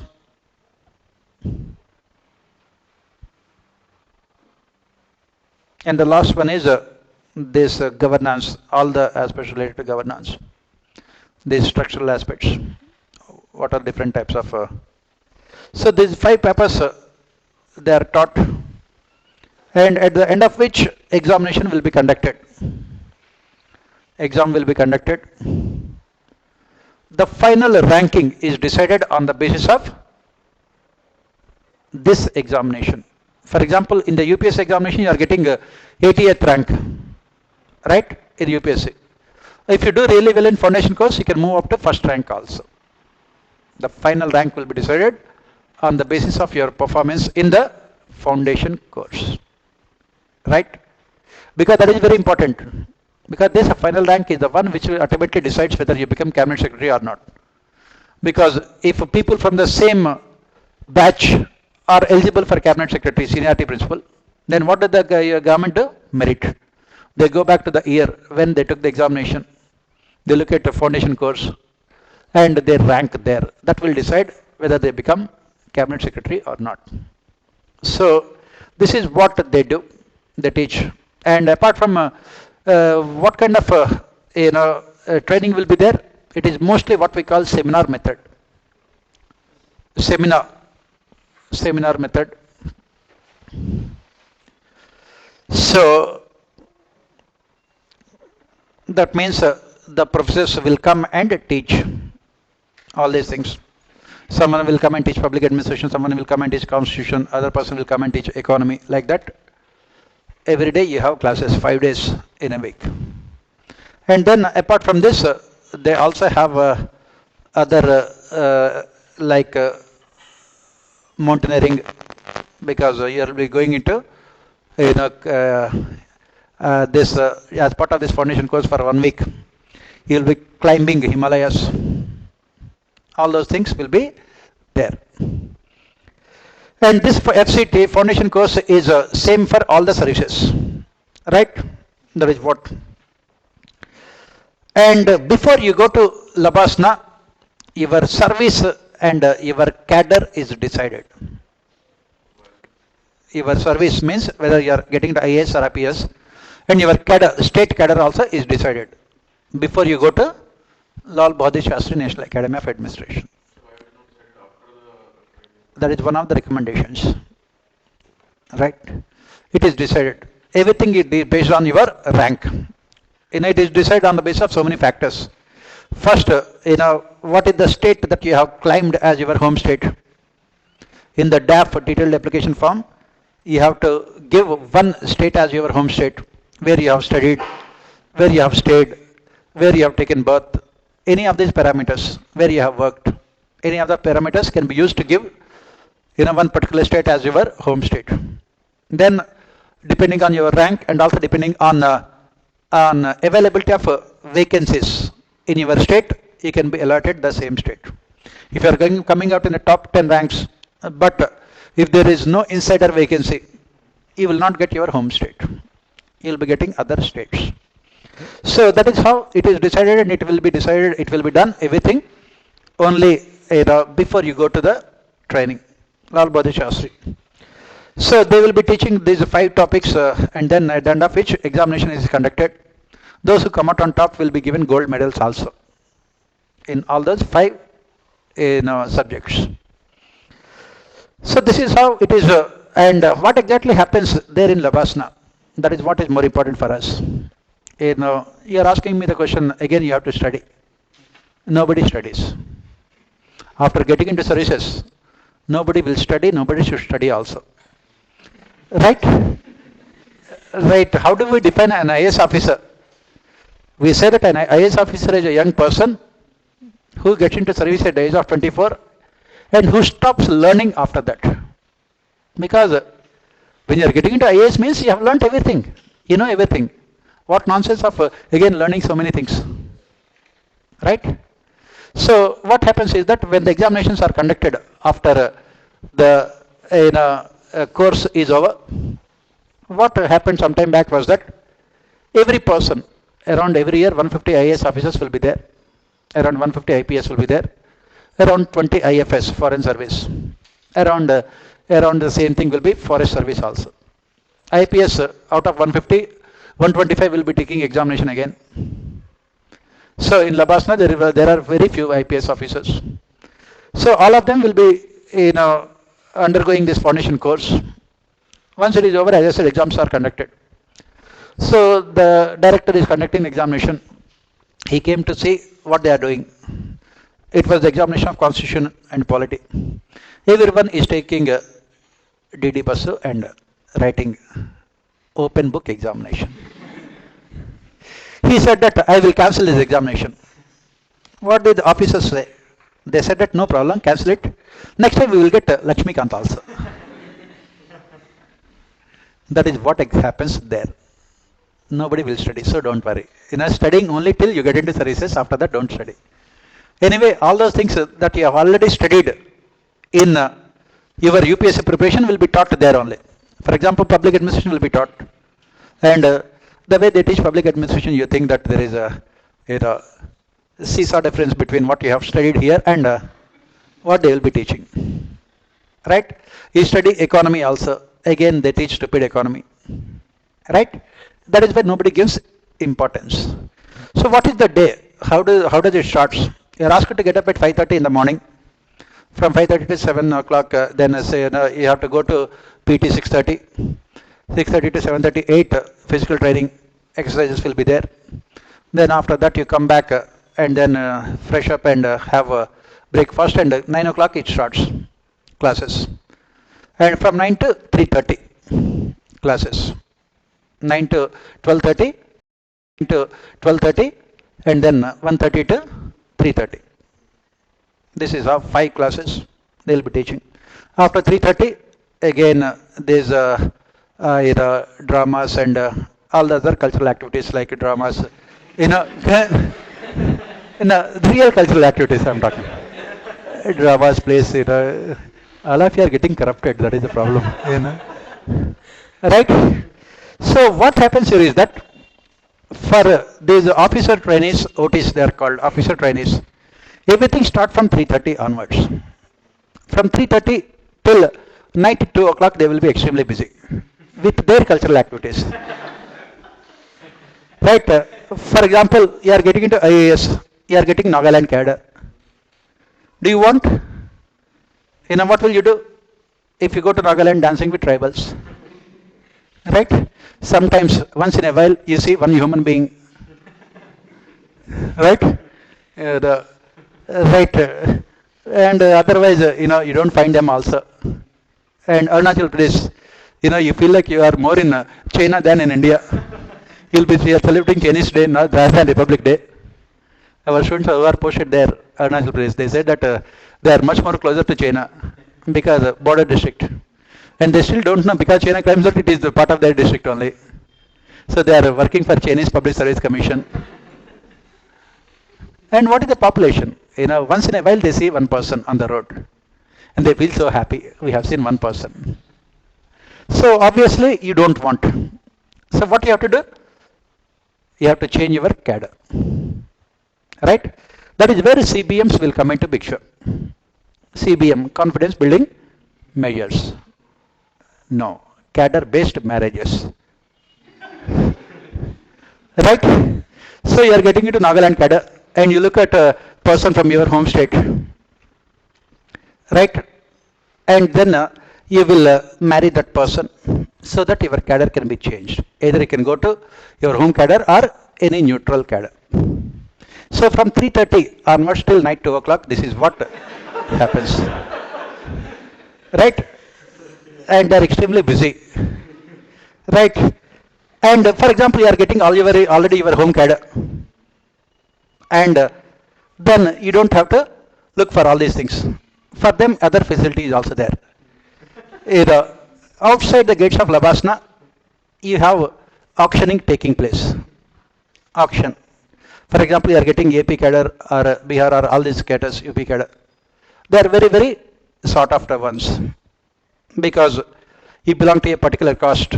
From your caste, you are only the person who got into services. And then people, influential politicians and businessmen, they will come there. Then you will stand there. Auctioning will take place. Someone will say 100 crores. Other person will say 200 crores. 200 crores. You can see in villages, on Sundays, you have this kind of trade, buffaloes. Right? You must have seen in villages, right? Cattle trade. They will say that this cattle gives 100 liters of milk. And you will also say that I am from my own state.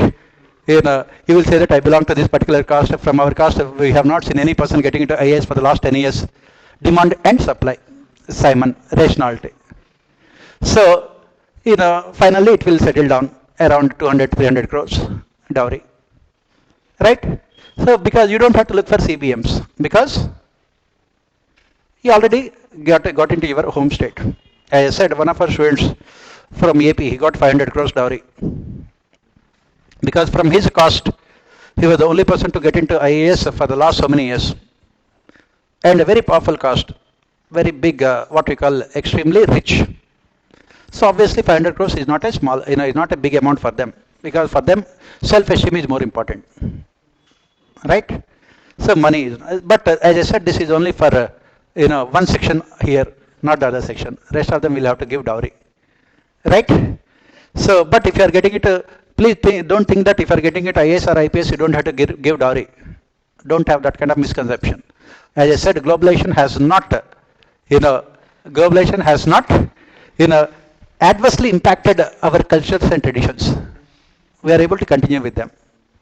As I told you, one of our students, that person got into IPS, and she liked a boy from our state only. She is also from the same state, and Andhra Pradesh only. And then everything was good. And he got into IAS, and this girl got into IPS. And parents of this girl met the boy's parents. They said that everything is okay. We are also, happy. because our boy also like this girl. And since she is in IPS, we are giving concession. Otherwise, they are giving 100 crores. We will give you concession, give us 50 crores. That is what discounts, raining discounts. And this girl's parents, they said that thank you very much, and they ran away. Right, so that is the reason why don't think that just because you are getting into IAS or IPS, you don't have to give dowry. Right? Traditions, we must follow them. Right? So coming back here, this is what they do from 3:30 to night 2 o'clock. Right? 2 or 3 o'clock. Again, you have to get up at 5:30. Do all those things. And then you have good breakfast. 9 o'clock it starts. You slept only for 3 hours. 2-3 hours. Then what do? 9 o'clock the professor will come and start lesson. By 9:01, entire auditorium is a pin of silence. Everyone will be sleeping. Everyone will be sleeping. By 12:30, worst abuse of human rights, they are asked to get up so that they can have lunch. Again 1:30 it starts. 1:31 everyone will sleep. And they will get up by 3:30. And 3:30 onwards again cultural activities. Right? That is what happens in foundation course training, FC. Right? So once it is over, rest of the cadres, they will go back to their training centers. For example, for police, it is in Hyderabad, Sardar Vallabhbhai Patel National Police Academy. And then for foreign service, it is in Delhi, foreign service training. Then other services, income tax, it is in Nagpur. Then customs and excise, Faridabad. Railways in Lucknow and Gujarat. Like this, and audit and accounts, the training is in Shimla. And other services, Faridabad and Ghaziabad, nearby Delhi only. They will go back. Then what happens to IAS officers? These IAS officers, once the foundation course is over, they will go on what is called Bharat Darshan. This Bharat Darshan will start around second or third week of December. And these 150 IAS officers are divided into various groups, each group 20. They can select where do they want to go. You can go to South India, you can go to North India, West India, Afghanistan, Pakistan, whatever you want, you can decide. So for 2.5 months, they will be doing Bharat Darshan, going to all those places. And then towards the end, they will come to Delhi in the month of February. And March, they will attend Parliament session also. Yeah, they will attend the budget session. They will attend Parliament, they will meet President, they will meet President, Prime Minister, and they will also attend Parliament session. After this is over, again, then the second phase of training will start in Labasna. It will start in the month of, again, March, end of March, in Lal Bahadur Shastri Labasna, Mussoorie. It will continue till June, towards the end of May or June. After that, they will go back to their home states. You are elected home state. So you are elected Uttar Pradesh. You will go back to home state Uttar Pradesh. And you will again undergo training there in the Secretariat Lucknow. After that, 1 or 2 months, again you go to your district. In the month of August or September, you go to district. And you will be posted as what we call assistant collector. Your first posting will be assistant collector, and you will be working under collectors. You will be posted as assistant collector.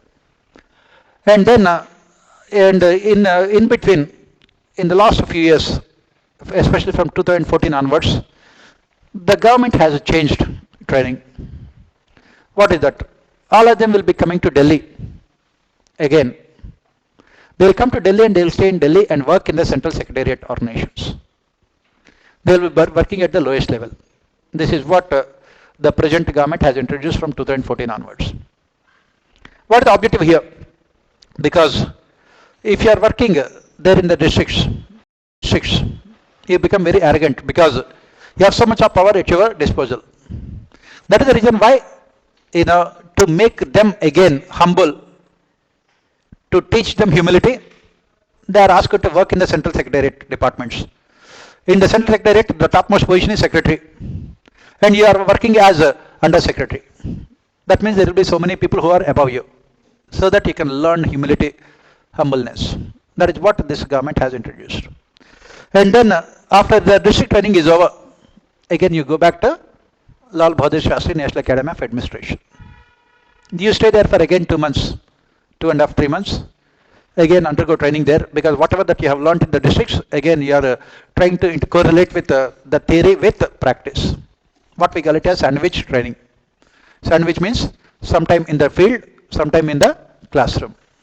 Sandwich. Sandwich does not mean what you think. Right? So, sandwich training. And after that, after the second phase of training is over, you will go back to the district. Then you will be given independent charge as sub-collector or sub-divisional magistrate. This is what the training for IAS officers. Earlier this training is to be for 22 months, whereas now it has been reduced to 19 months. 19 months of training is given. From the moment you enter into Labasna, there will be 19 months of training, wherein you have a foundation course, then Bharat Darshan, then training in secretariat in the state, and then working as assistant collector, and then coming back to Labasna. 19 months of training. After that, once you come back, you will be given independent charge as sub-collector. And then this is what is called induction training. This is what we call induction training. Right? And then after that you have in-service training also.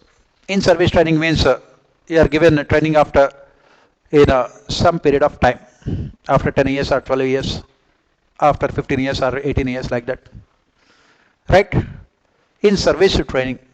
Why this in-service training is given? As we have mentioned, if you become inefficient or new technologies are introduced or you are posted in a new departments, you need to be given training in skills. So this is what we say about training in India.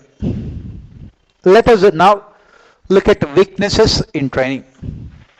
What are the major weaknesses in training? Pardon? 2 phases.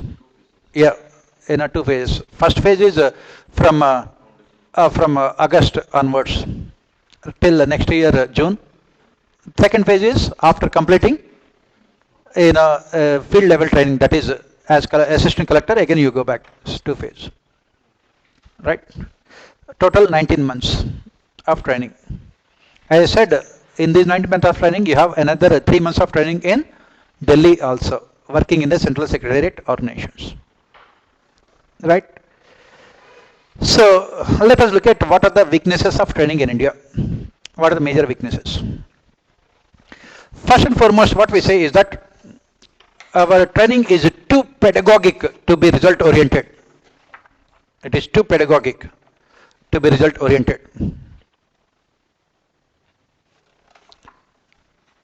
That means it emphasizes mostly on theoretical aspects, academic aspects. It is mostly emphasized on theoretical and academic aspects. Right? To be result oriented. As I said, what do they do? What is the method they follow? Mostly seminar method. Seminar method and sometimes syndicate method as well as case study method. Right? Next, another major problem with our training is that training focuses only on structural and procedural aspects. It focuses only on structural and procedural aspects. It has completely ignored behavioral aspects. Behavioral aspects. On the other hand, next problem is that it has inculcated what we call colonial attitudes. It has inculcated colonial attitudes among civil servants. What is this? where is the problem here? What is this? As I said, Britishers, they knew that at some point of time they would have to take Indians also into civil services. Initially, the civil services was only restricted to Britishers and Europeans. They knew that at some point of time they have to take Indians also, and they made the arrangements also. Those Indians who get into civil services, what they had decided was that they should be transformed into what we call blue blood Britishers. Those native Indians who get into civil services, native Indians who get into civil services, they should be transformed into blue blood, true blue blood Britishers. That is the objective of training. What do you mean by blue blood Britishers? Blue blood means what? Yes. Blue blood means what? Exactly. What he says is that in the British society, they believe that the royals, the princely family, have blue blood to differentiate from ordinary citizens. Ordinary citizens will have only red blood. Basically, to say that the royals are different from common man. So the objective is to transform the native Indians into true blood Britishers. They have used this training to inculcate what we call colonial attitudes. That means through training they were taught that they are the masters and not the servants. They are the masters but not servants. That is what they were taught. They are the masters but not servants. Right? They were taught that they were the masters. That is the reason why Jawaharlal Nehru called ICS a complete misnomer. Nehru called ICS, Imperial Civil Service, a misnomer. It was Imperial Civil Service. ICS means Imperial Civil Service. He said that it was neither Indian. Nehru called it as it was neither Indian. Why? Because they were serving imperial interests, nor civil. It was neither Indian nor civil, because they never behaved in a civilized manner, nor service oriented,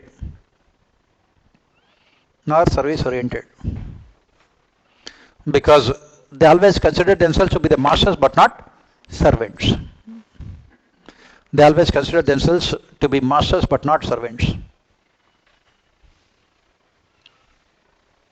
And what did they do through training? As I said, the native Indians were transformed into true blue blood Britishers. How? They were taught British customs, British traditions, British language, and British culture through training. That is what they have done. British customs, British traditions, British culture, British language. What we call it as colonization. So after training, they have to think like Britishers. They have to act like Britishers. They have to think like Britishers and they have to act like Britishers. That was the reason it was called a steel frame ICS, because they are the ones who continued British rule in India for such a long period of time. And Britishers developed what is called ivory tower approach through training. They developed ivory tower, IVORY, ivory tower approach. What is this ivory tower approach? You are sitting on the top of a building, 100th floor. From there, can you see people? How do people look like? Bacteria and virus. Right? That is what is called ivory tower. That means you always keep a safe distance from ordinary citizens. You should never talk to people. You should always keep yourself completely aloof from ordinary people, because you are different. You are different. You have to keep yourself completely aloof from ordinary people. This is what I said, colonial attitudes. They were asked to consider themselves as masters and treat people as servants. Servants. That's the reason why ICS was a misnomer. Right? That is the reason why they were taught British culture, British language, British traditions, British food habits, and everything else. Now, what we are saying here is not the same training methods are continued even now also. That is what we are saying now. The same training methods are continued even now also 75 years after independence. 75 years after independence, the same training methods are continued even now also. That means, they were asked to develop those colonial attitudes. Develop those colonial attitudes. That is what they said. Right? So, when they go to Labasna, right? When these IAS officers, when they go to Labasna, till they are in Old Nagar, they are like NPLs, normal human beings. Once they come out of training, they develop these colonial attitudes. They walk with at least 4 feet above sea level, ground level. And they start looking down upon everyone else. They think that they are the masters and they should be treating everyone as ordinary citizens. That is what training does in India. Instead of teaching them democratic values, it imparts what we call colonial attitudes. So once you go there, they will be teaching you only the British traditions and customs, table manners. You have to eat with a spoon and fork only. Is it possible for you to eat paratha with spoon and fork? What do? You are hungry. You start eating spoon and fork. Right? That is what. And then, as part of training, you also have this horse riding. During the British times, there were no transportation facilities. That is the reason why they were asked to use horses also for transportation, horse riding. Now, is it necessary now? Why should donkeys be riding on horses? And for how long horses tolerate this nonsense of donkeys riding on them? Right? And then you are given dress code. You have seen, they look like waiters in a 5-star hotel. Is it necessary? That kind of dress code? That is what we say colonial attitudes. That is what they are being taught. Last year, the director there in Labasna has called all these IAS officers specifically to his room, and he said that you should not be talking to anyone because you are the best. Don't even talk to IPS officers, they are below you. IFS officers don't even recognize them. Other services treat them as bacteria and virus. That is what he said. Next time onwards, if I see you talking to other services, I will strictly punish you. That is how this training is there. Right? IAS, because they are made to believe that they are the best. They are made to believe that they must keep a safe distance from everyone else. If at all they have to talk to only their fellow IAS officers. If you are talking to IPS officer also means below your dignity, because the person got 2 marks less than you. Right? You have taken this Hindi literature and you have written everything in Hindi. Interview also in Hindi. You don't know what is the spelling of English, you don't know how and why you cleared language paper also. You get into IAS, and other person is from IITs and IIMs. Right? He took some difficult optional and he got less marks and he got into IPS. So you should not be talking to that other person. That is what it is. That is the basic problem with the training of civil services in India. It is completely devoid of what we call sensitivity training. On the other hand, they are taught only to develop colonial attitudes. That is the reason why when they go to the field, they are invariably ineffective. Because they simply don't know what happens at the ground level. For example, you have studied in IITs and IIMs and took the examination, got into services very easily, first attempt. Do you know what is unemployment? Your parents are IAS officers. You have taken mathematics optional and you score 360 marks in mathematics optional. You score 400 marks out of 500. In GS papers, you don't have to score if you are getting that kind of score in optional. Right? In other optionals, getting 250 marks itself is a big thing. You are scoring 370 marks. That means you are getting 120 marks more than others. And in UPSC examination, in the final count, within a difference of 2-3 marks, there will be at least 100 ranks. And you are getting 120 marks more than. And your score in polity governance is 50 marks, ethics 20 marks. Still you will clear the examination. You will become IAS officer.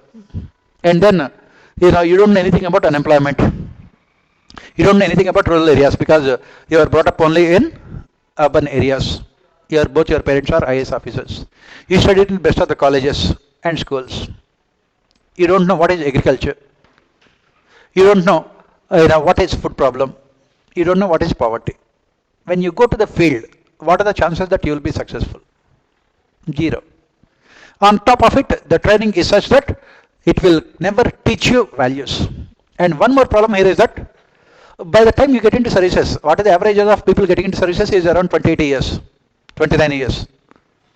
So at the age of 29, is it possible for me to change your attitudes and values? Because your personality is already fully developed. If I take into services at the age of 19 or 20, I can easily change. Right? If you are getting into services at the age of 29, is it possible? That is where again the problem is. On the other hand, as I said, we are continuing with almost 250 years of the same training modules that were introduced by the Britishers. And the emphasis was only on transforming native Indians into true blue-blood Britishers by imparting colonial attitudes. That is the reason why once the training is over, there are very, very few people whom we can say that they retain their humility and humbleness. Rest of them will automatically develop what we call this arrogant attitude. They believe that they are the masters. Because when you have so much of power at such a young age, at the age of 25, 26, a district is there, you are a sub-regional magistrate, and you are the master of your division, around 20 lakh people. Obviously, when you have so much of power, automatically become arrogant. That is what we study in our ethics paper. If you want to know the true personality of a person, give him power. If you want to know true personality of a person. So at the age of 27, when you become a collector, and when you are ruling 40 lakh people with so much of power, collectors in India have huge amount of power. What is the possibility of you retaining your humility and retaining your core values? 0%. Why? Because you have not seen real life. That is the reason why all of them are a failure. And training is the major issue here. Because this training, what it does is that it falsely inculcates what we call colonial attitudes among those young people who get into services. As I said, there are very, very few people who don't change after coming out from training. Take this guy, Pradeep, last year topper. Very, very humble guy. After training also, he has never changed. He can never change because he has seen everything in life. It is not that he come and he takes the examination and get into services. He started preparation in 2012. Came to Delhi after his engineering worked, then worked in government, private sector, and then finally in 2019, 2020 he got into services. 8 years of preparation. So obviously there are very few people like that. On the other hand, take other people, who come from urban areas, whose parents are civil servants. Automatically they become a failure when they go to the field. They might be the toppers in the examination. They might be top rankers in the examination. You might be knowing whom I am talking about, right? Right, but when they go to the field, they are always a failure. Why? Because they don't have experience. They don't know anything. On the other hand, training only makes them more arrogant and egoistic. That is where the problem with training in India. Let us see what are the other weaknesses of training. We can take break at 4:30, right? No, half an hour we'll start. 5 o'clock we'll start. 5 to 7. Yes? Even if you don't say yes, It will be yes only. Right? Right? But today more students have come. Why? More of you have come. Republic Day, I thought that everyone will be, celebrating 73rd or 74th? 73rd. You remember all those insignificant, useless facts. Right? On the other hand, if I ask any question related to public administration, there will be criminal silence. Right? Very good. So be careful when you are answering questions. Right? You know, people are not good. People like me are not good. We are only Punjabis. Right? So coming back here. So that is what, let us look at what are the other weaknesses. Today it was not that much cold also, I think. Right? It was not that much cold. Right, 4:30 we will take, and then 5 o'clock we will start again. Till 4:30, and then after that 5 o'clock. And let us proceed and look at what are the other weaknesses. Before 4:30 we can complete all the weaknesses, so that you can become strong. Right. What are the other weaknesses?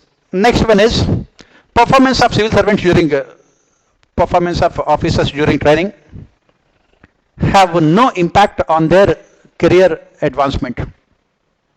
Their performance has no impact on their career advancement.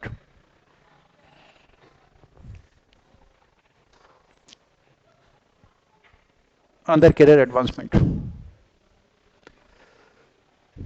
Next, training is always considered as a paid holiday by officers.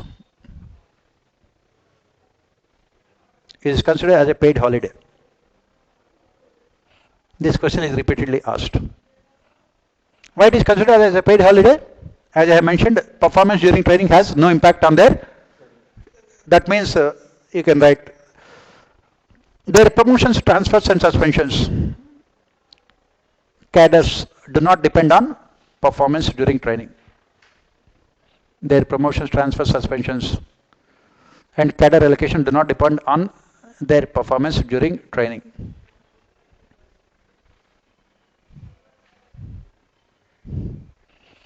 Right? They don't depend. Next,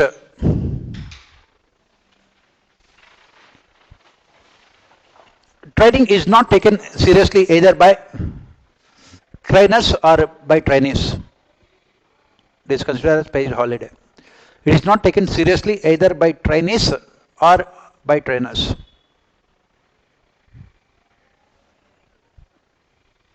Why?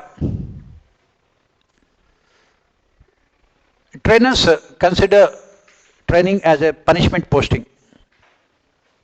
If you are posted as director of Labasna, they consider it as a punishment posting. You are posted as a director, Sardar Vallabhbhai Patel National Police Academy. It is considered as a punishment posting. Why? Because your batchmates will be DGPs and you are head of the training institute. How do you feel? Adams equity theory. Right? Your batchmates are secretaries in the government of India and you are there in somewhere in Mussoorie. So they always consider it as a punishment posting. So the trainers simply have no motivation to train. They don't have any motivation to train these young officers.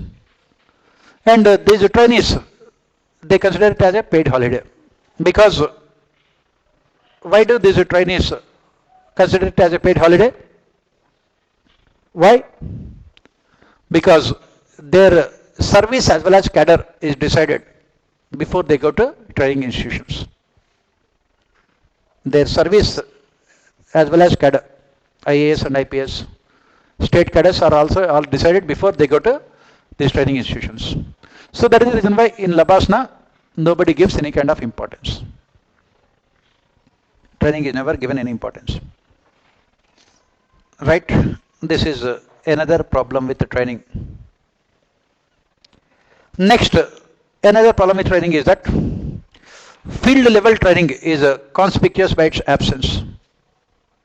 Field level training is conspicuous by its absence. Why? Because as I said, most of the training is only classroom method, seminar approach. field level training is conspicuous by its absence. Next, Bentham's Dock's law. Bentham, B-E-N-T-H-A-M, Bentham's Dock's law, D-O-G apostrophe S, Dock's law, can be seen in the functioning of training in India, training of civil servants in India.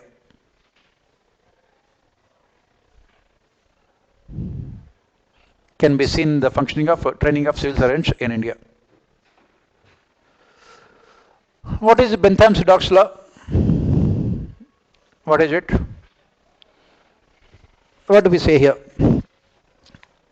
You must have heard about this person, Jeremy Bentham, a British political science philosopher. He is known for his utilitarianism. Right? He was critical of the British legal system. He was critical of the British legal system. And he called it as a Dock's law, the legal system. What is this Dock's law? What is the problem with British legal system? So what he said is that, what Bentham, what did he say? He said is that, for example, you have a dog in the house. You don't teach her not to, do something inside the house, urinating inside the house, those kind of things. But if he does, you will punish it. You will start beating it. Right? Those who have pet dogs, that is what, then you start beating it. In the same manner, he said that the British legal system, it never tells people what they cannot do. It never tells people what they cannot do.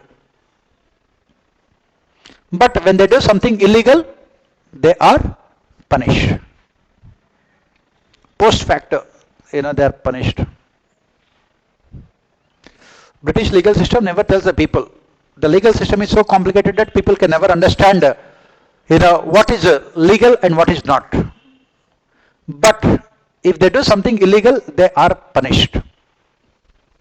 That is what is called Bentham's Dock's law. Just like the dog, the legal system also punishes people if they do something wrong. They never teach them what is right and what is wrong, but they are punished. In the same manner, what we can see is that the same thing can be seen in the training also. Because the training is so academic in nature that when they go to the field, this training will never come to their rescue. What are the knowledge they have gained during training will never come to their rescue. For example, the training will not teach you. You go to the field, you are a sub-collector, sub-regional magistrate. Suddenly MLA barges into your room, sits in front of you and starts threatening you. I will see your end if you don't sign the file.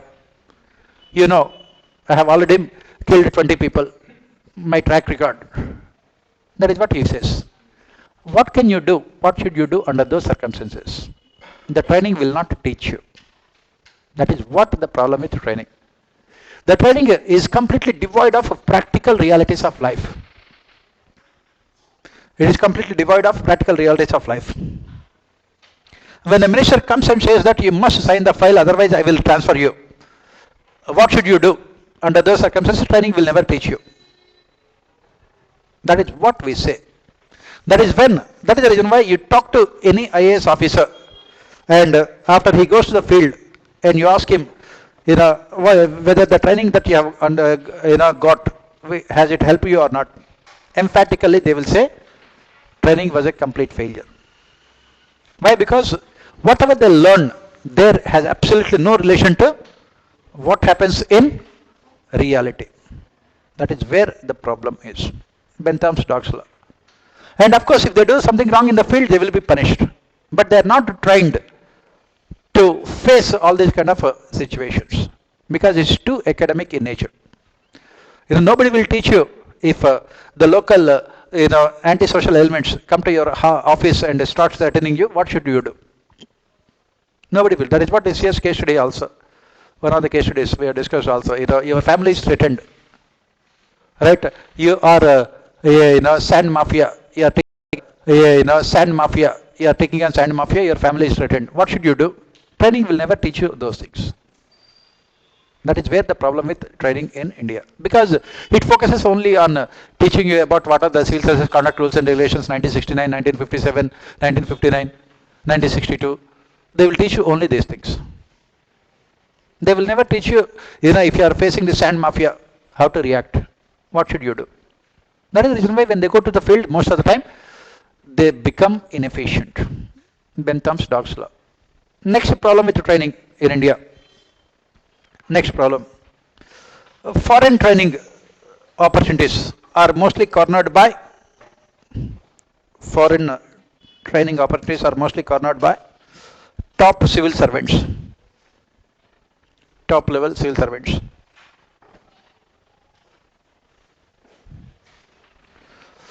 For example, you are retiring from service in the next 3 years. Then you go to Switzerland for training for 2 years. Come back and you retire. That is what happens. For example, Arvind Kejriwal, he went to Europe for training, came back and took retirement from IRSIT and joined all these organizations. The government has said that if you are taking retirement, we'll accept your resignation only when you pay all the money that we have spent on your training. Yes, obviously. Because you cannot enjoy your life in Europe for 2 years and come back and say that I am taking retirement. Right? The government has said that we will not relieve you. First pay the money. And he has to pay. He had to pay also. That is what is the problem, because most of the foreign training opportunities are cornered by only top level bureaucrats. And it has absolutely no relevance also, because they come back and they retire from services. Next problem with the training in India is training is given to wrong people. It is given to wrong people and with wrong motives.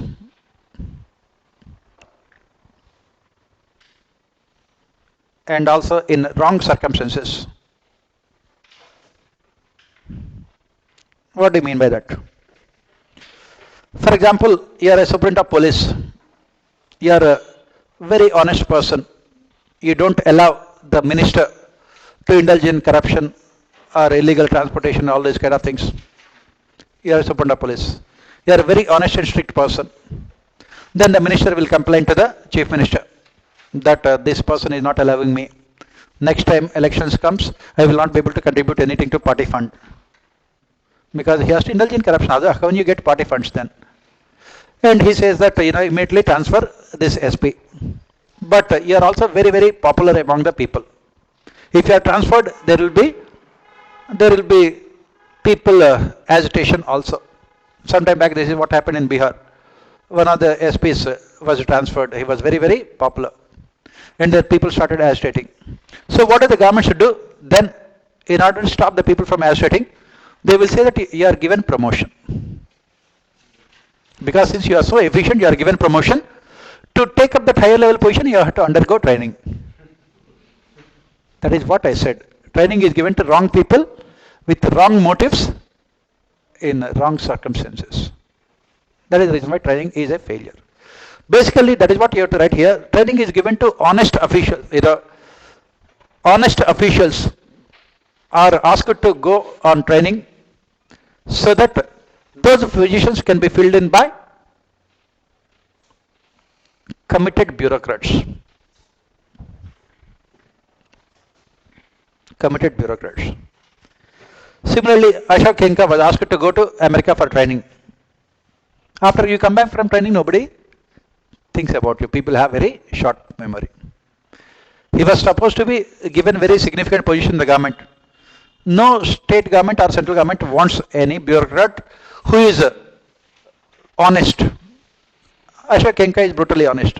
So what did Haryana government do? They said that we are giving you promotion. Go to America for training. Come back after 1 or 2 years. After 1 or 2 years, everyone will forget about him. That is how training is given to wrong people. You don't want honest officers in critical positions. That is the reason why if you transfer them, there will be a lot of people agitations.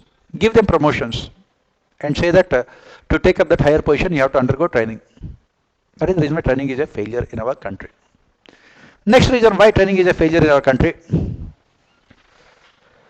Maximum training is given only to top level officers.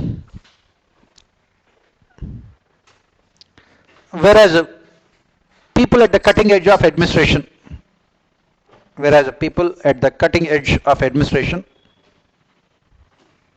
are never given any training.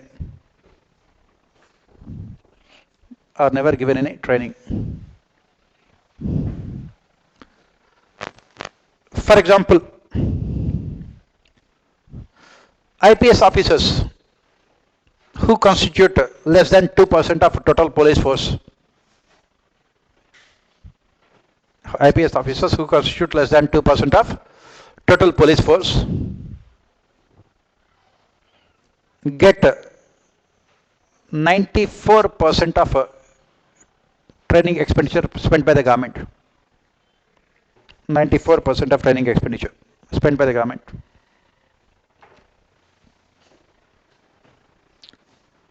On the other hand, constables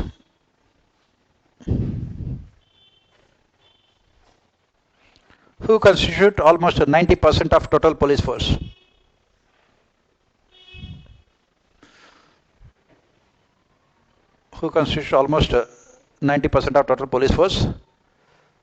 receive only 2% of overall training expenditure.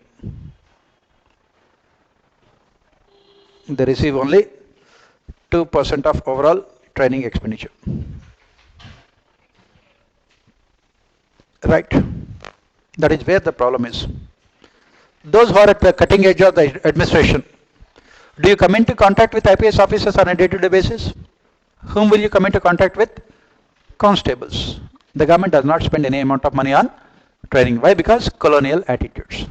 Britishers made sure that all the top best training techniques are reserved only for these ICS and IPS officers. Highly skewed training modules and training expenses also. This is another weakness of training. Next, what are the other weaknesses of training? Next problem with training is that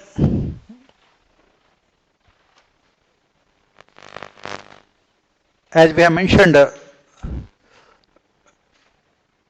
training is not given to make them eligible to hold higher level positions in the organization. To make them eligible to hold higher level positions in the organization.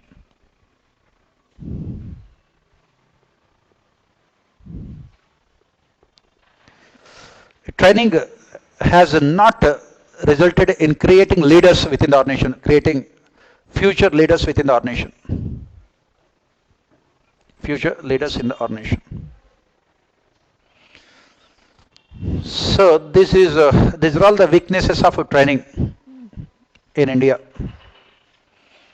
And we can stop it here, and then we can meet after half an hour, and then we can continue with the solutions and look at all other problems in civil research.